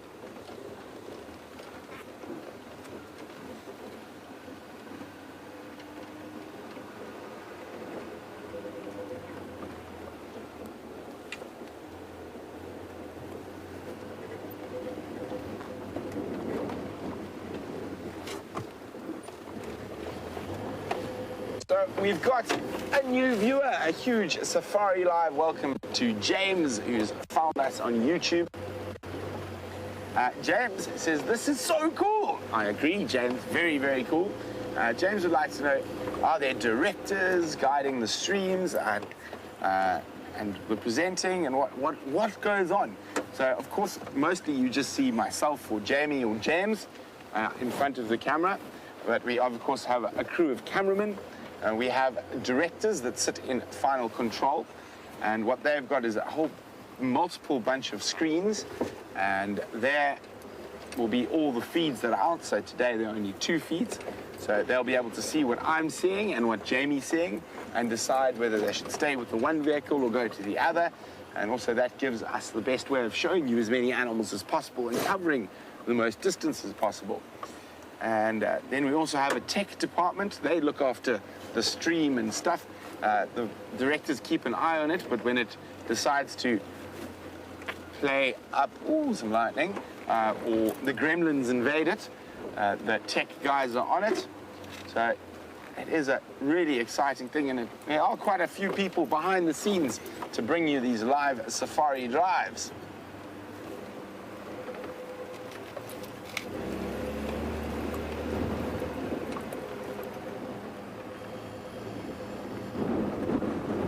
So no luck with those lions so far, or leopard. Not sure. There's definitely something that upset the Impala in this area, so always worth a gander.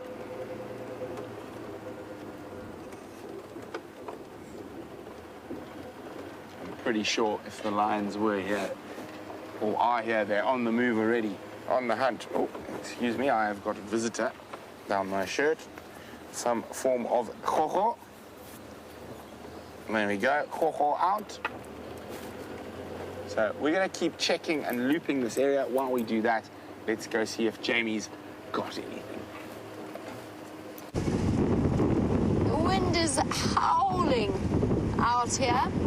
I'm checking up to see whether the Nkuhumas have decided to take advantage of this crazy weather that we're experiencing to head out and go hunting.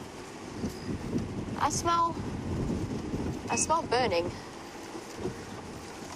Hold on 1 second. Everything okay back there, Vian? I don't know if it's the headlight, maybe. Let me just check it quickly.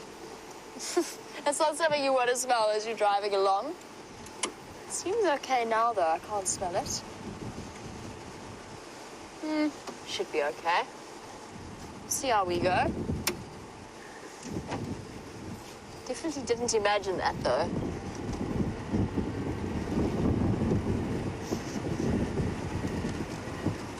But yes, this is ideal hunting weather for the big cats. The Impala on quarantine are all, the poor things are clustered together in a group, obviously clearly terrified for the night ahead.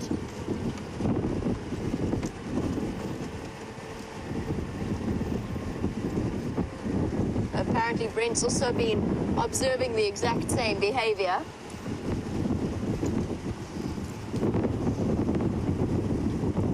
This weather is incredible. And it clears, every now and again there's just this perfect open, clear patch of sky. With the moon shining. I'm actually going to stop for this view, it's incredible. Wow. Beautiful.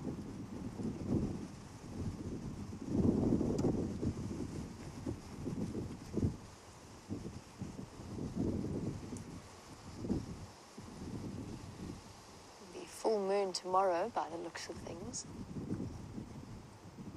We had a long chat yesterday about just how important that is as a celestial body in terms of maintaining the Earth's rotation without it spinning out of control and wobbling. And then Jupiter, the bright planet that you can see next to it. That bright star. Difference between stars and planets, if you're looking up into the night sky. Stars twinkle, planets do not. Because planets are reflecting the light from the sun rather than producing their own. So much closer to us, which is why they seem so bright. As far as yeah, it is Jupiter. It's definitely Jupiter that's up next to the moon at this particular time of evening.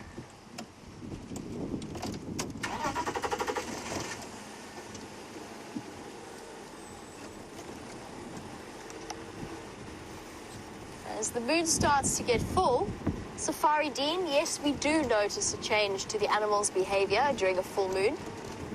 You quite often get diurnal predators hunting or staying active for much longer if the moon has risen, because it provides so much light. It's almost like, you could actually, even as a human being, even with our very poor night vision, we could still walk around at night. We probably wouldn't want to, I wouldn't advise it, but we could if we absolutely have to. So the diurnal predators tend to move around a lot, or a lot more at least. The nocturnal predators don't have as easy a time in hunting. They're much easier to spot when they're illuminated by the light of the moon. But other than that, I don't notice any behavior in terms of the animals acting strange or crazy. I know that there are certain beliefs that a full moon causes people to act very strangely as well. Hasn't been the case in my experience with animals. They don't seem terribly bothered by it. They're far more interested in the fact that there is, for example, as there is tonight, a storm brewing. It is out to get them. Everybody watch heads. Here we go.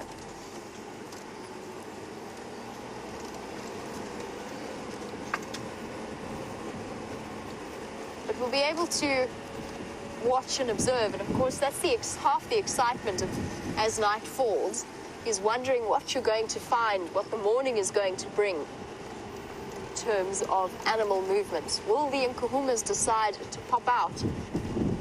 Will they be able to make a kill? And I wonder as well whether or not the Birmingham boys might have finished that buffalo by tomorrow morning. Between 5 big male lions, it's definitely a meal that they could complete in a much shorter period of time than, for example, say the Nkuhumas might do. I think that it's safe to say they will be moving again fairly shortly. I was very taken aback by how thin that one male looked.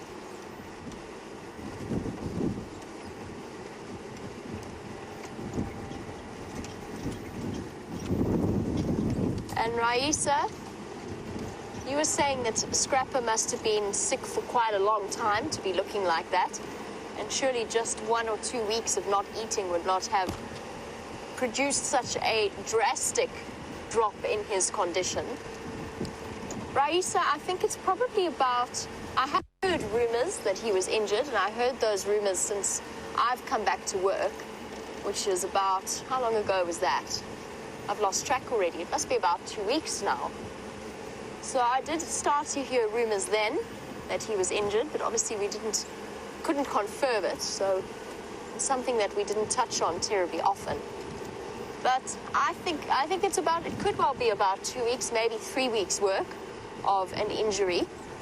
Not able to fight back, probably spending a lot of time just resting and recovering. I saw Scrapper just before I went on leave. In fact, just before Brent and myself went on leave at Cheetah Plains at 3 in a row pan, and he definitely didn't look anything like that. I'm not sure what has happened to him, if it was an injury or if it was some kind of an illness. But it is nice to see, however, that he is, as thin as he looks, he will be getting better. Now, Brent's found something interesting in the road to show you. Let's go and have a look at one of our nocturnal creatures. So let's have a look. We found an adult antlion that was fighting with the wind, flapping about, and then just landed on the road in front of us. Now, you can even see how this large insects are reflecting in my headlights.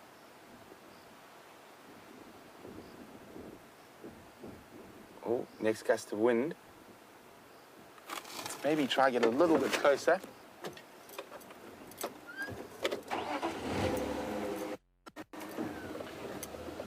The insect. Still there, Dave? Got him? I'll move the light for you now.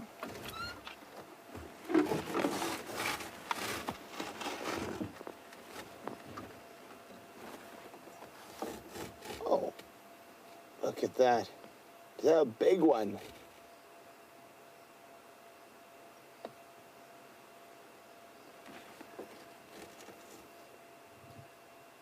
There you go. Now, they have a very short lifespan. So more than often you find them dead. After they're finished mating, they just expire. I want to see, maybe I might be able to grab this one, hopefully. I think it has already mated. I think it might be in that expiry phase.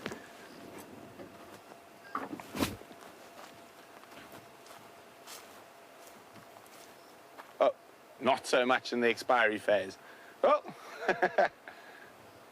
Off it went. Well, it was worth a try. Beautiful creature. It's amazing those the larval stage live under the ground and form those tiny little tunnels to catch ants.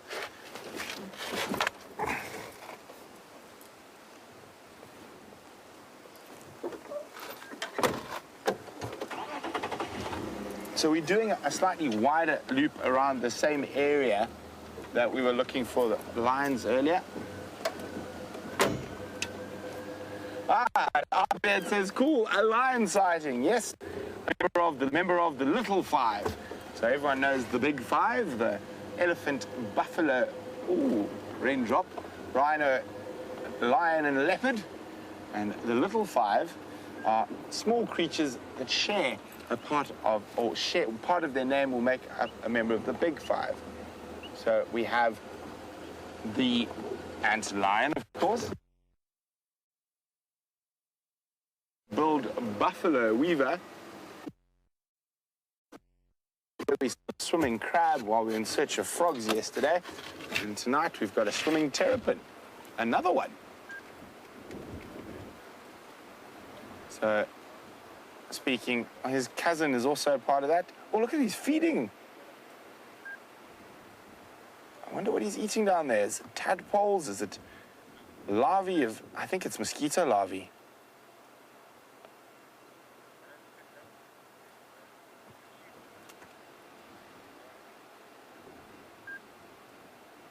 Oh, isn't that fascinating? Slightly bigger. So Linda is wondering why the water looks so red. So let's lean over. And you can see his little legs paddling away there. And he's going down into the depths. We've lost him. So Linda is wondering why the water looks so red. Just checking for frogs, even though in this wind it's unlikely we're going to spot one. Linda, it's from the stain from the plants. So a lot of water, if you look at the Okavango Delta, I'm pretty sure you'll find parts of the US where that reddish thing, it's the stain from the tannins and all the plants that wash down into the river.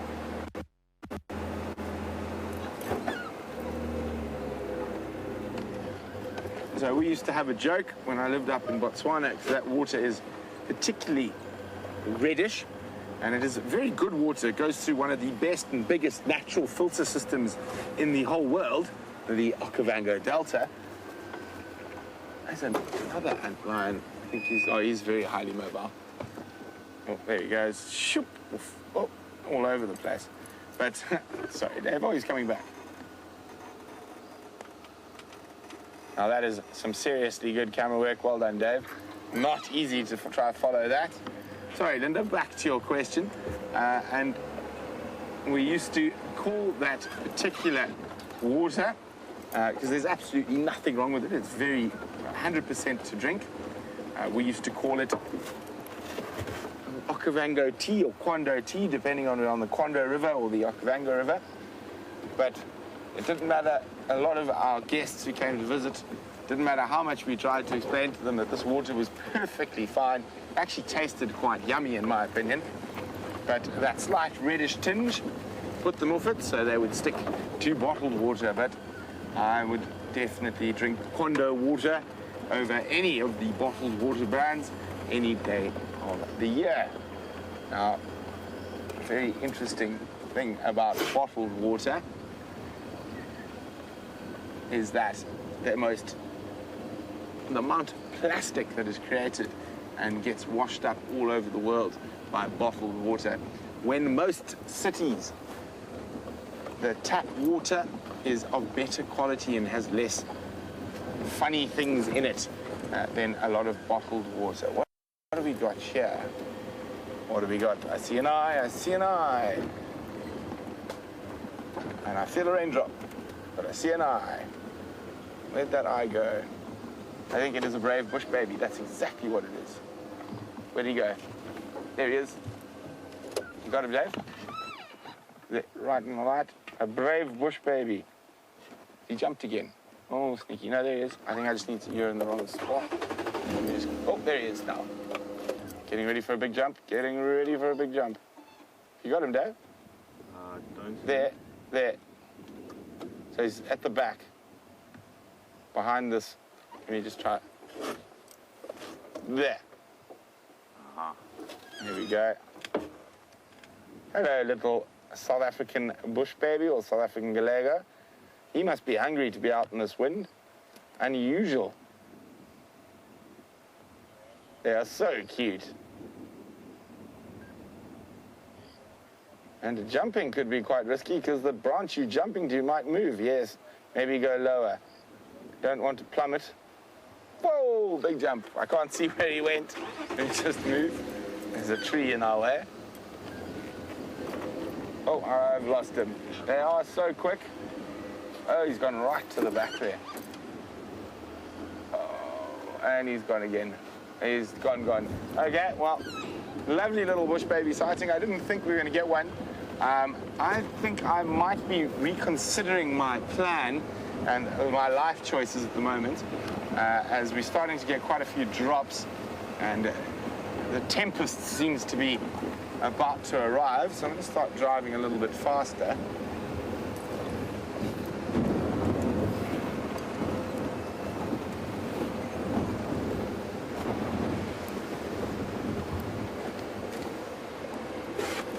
So we've got a comment from Nicola Austin, who, for those who are not sure, was one of our directors.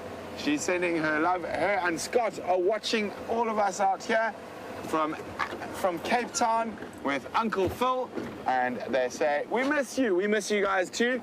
Hopefully you'll come back for a visit in not too long. they all said it's looking so green compared to when they're here. Yes, it has bucketed down slightly over the last while, and I have the feeling that it might bucket down again shortly.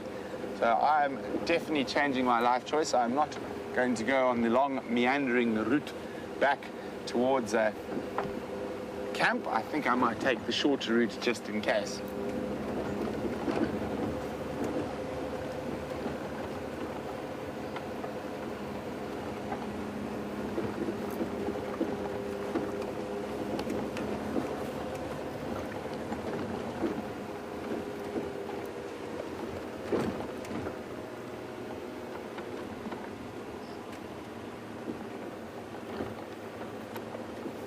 So a huge SafariLIVE welcome to Martin, who's a new viewer. So welcome to the SafariLIVE family, Martin. Martin would like to know where exactly we are, and does this happen every day? Does it happen in the same place? Is it in Kruger or a private game reserve? So Martin, we're in the Greater Kruger National Park. So we're in a private reserve where there is no fences between here and Kruger. It is called Djuma Private Game Reserve. We traverse over two different areas, Djuma and Arathusa Private Game Reserves. And yes, it happens every day from the same area. And there's a couple of presenters, and we do our best to show you the wonders of the wild on a daily basis. Sorry, I was a bit distracted there as a raindrop hit me in the eye. So Martin, and I see you've worked out how to ask questions already, so I don't need to let you know how to do that. But if anyone is watching and not sure how to ask us a question about what's happening on drive, about the animals we see, or about something you might have experienced on one of your African safaris, or even for a bit of advice on where you would look on safari, please feel free to contact us. You can drop us an email on questions@wildearth.tv, or you can use the hashtag SafariLIVE on Twitter, as Martin just has.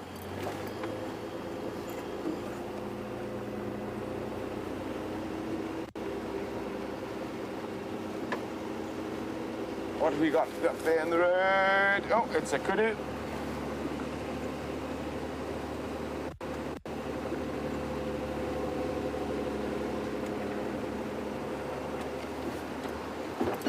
Okay, so there's still a good chance that those Impala ladies might pop up anywhere around here. Hopefully before the end of the sunset safari. Otherwise, I'll have to put my tracking shoes on again tomorrow morning and see if we can find them then.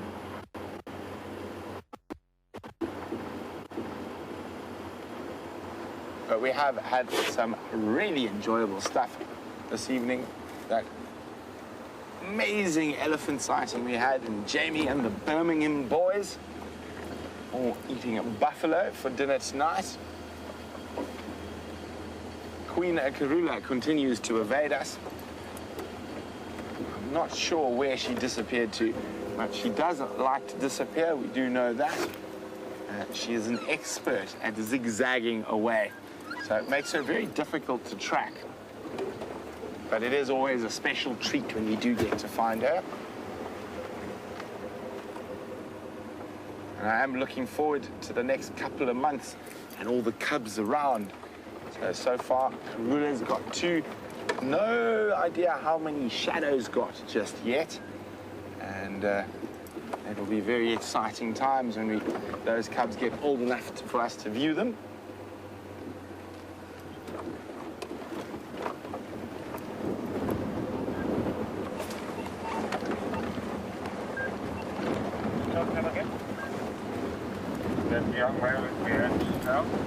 Oh, look at this! Look at this wind! Oh, okay. Look at the thing. How are you doing? It's fine. Big storm. Looks very nice, yes. Okay. Relax.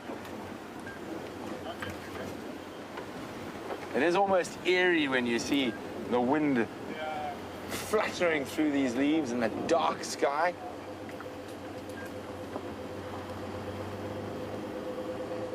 Apologize again for that. Ooh, suicidal scrub here, no, it escaped.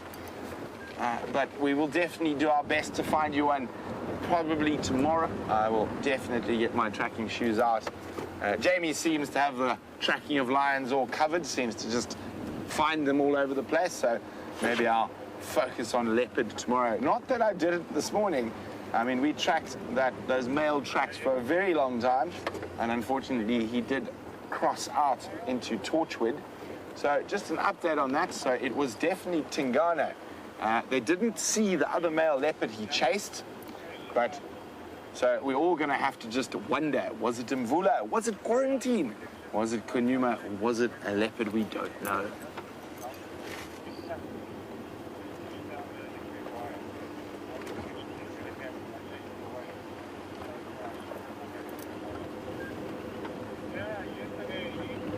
Oh.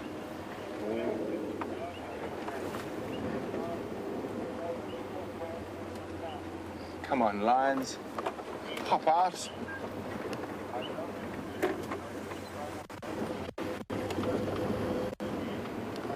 I think the rain is going to be kind and only descend upon us after the end of the safari. Hopefully it stays away for the sunrise safari. So it's more than welcome to rain before and after the safaris, just preferably not during.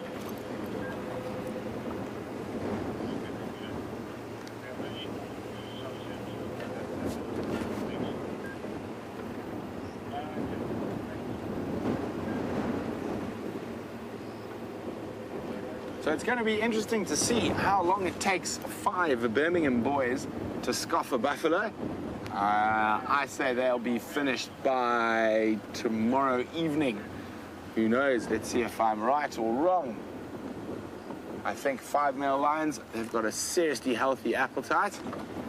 And hopefully tomorrow we will find that leopard, James Richard. Oh, Jamie thinks it might be done by tomorrow morning, so obviously those Birmingham boys were hungry. And hopefully we're able to find that leopard for you guys out there tomorrow. Other than that, we shall probably continue to do wildflowers. We've got a wild violet today. I was very excited about that. Don't know about you guys. And hopefully if the wind's not gusting, we can start building on those frog lists again. And it will be fascinating. So we'll definitely try to spend some time around the pans after dark, let you listen to the amazing chorus of the frogs. As I said tonight, not ideal. Oh, raindrops coming a little bit more regularly. But from Dangerous Dave and myself, it's been a pleasure having you on the back of the vehicle. Don't forget to join us for tomorrow's sunrise safari. And let's go see what Jamie's up to for the last few minutes of drive. Jamie is circling around Quarantine, just making sure that I'm close enough to make a mad dash for cover once the rain starts. I have had a couple of drops falling on my head. So it is coming, and the wind howling.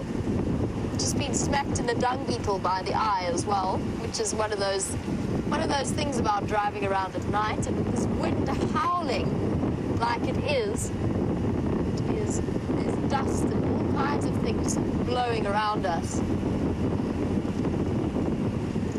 Very almost ominous weather that we've been experiencing.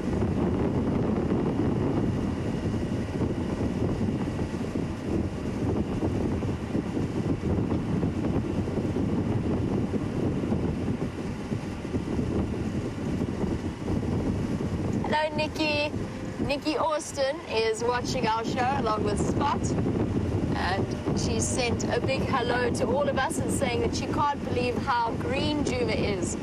Nikki and Scott, hi everybody. The grass is long, Djuma is green, there's puddles all over the place, there's frogs about. It really is completely different to when you left. I'm just thinking about our last fireside chat, where we sat in the middle of Quarantine and there was not a blade of grass to be seen, just a couple of perennial plants, and that was about it. Now there's fresh layers of grass everywhere. Elephants still paying a visit though to Inga's. We've got a new fence and everything.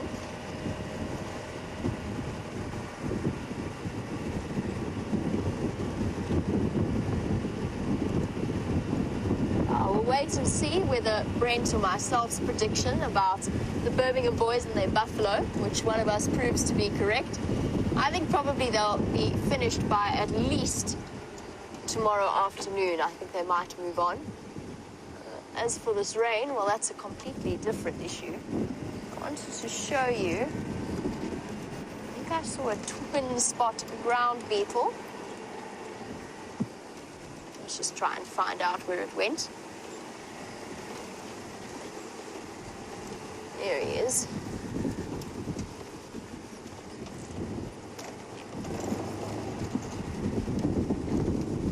Dashing about. Very active little hunters, these guys. Oh. He'll be searching for possible prey. Now that yellow, an immediate warning that this little creature is quite capable of shooting out an acid substance that causes enormous blisters on people. This is not a blister beetle. This looks like either a twin spot ground beetle. Oh, there's a solifuge as well. Look at the solifuge. Where'd he go? He ran away. Solifuge, or a red Roman, as they're sometimes known. They look scary. They look terrifying, but they're not. They're very, very rapid moving creatures. They're nocturnal. They run about hunting. They're arachnids, but not part of the spider family, so not quite directly related to spiders. And this beetle twitching his antenna, looking to see if he can locate anything.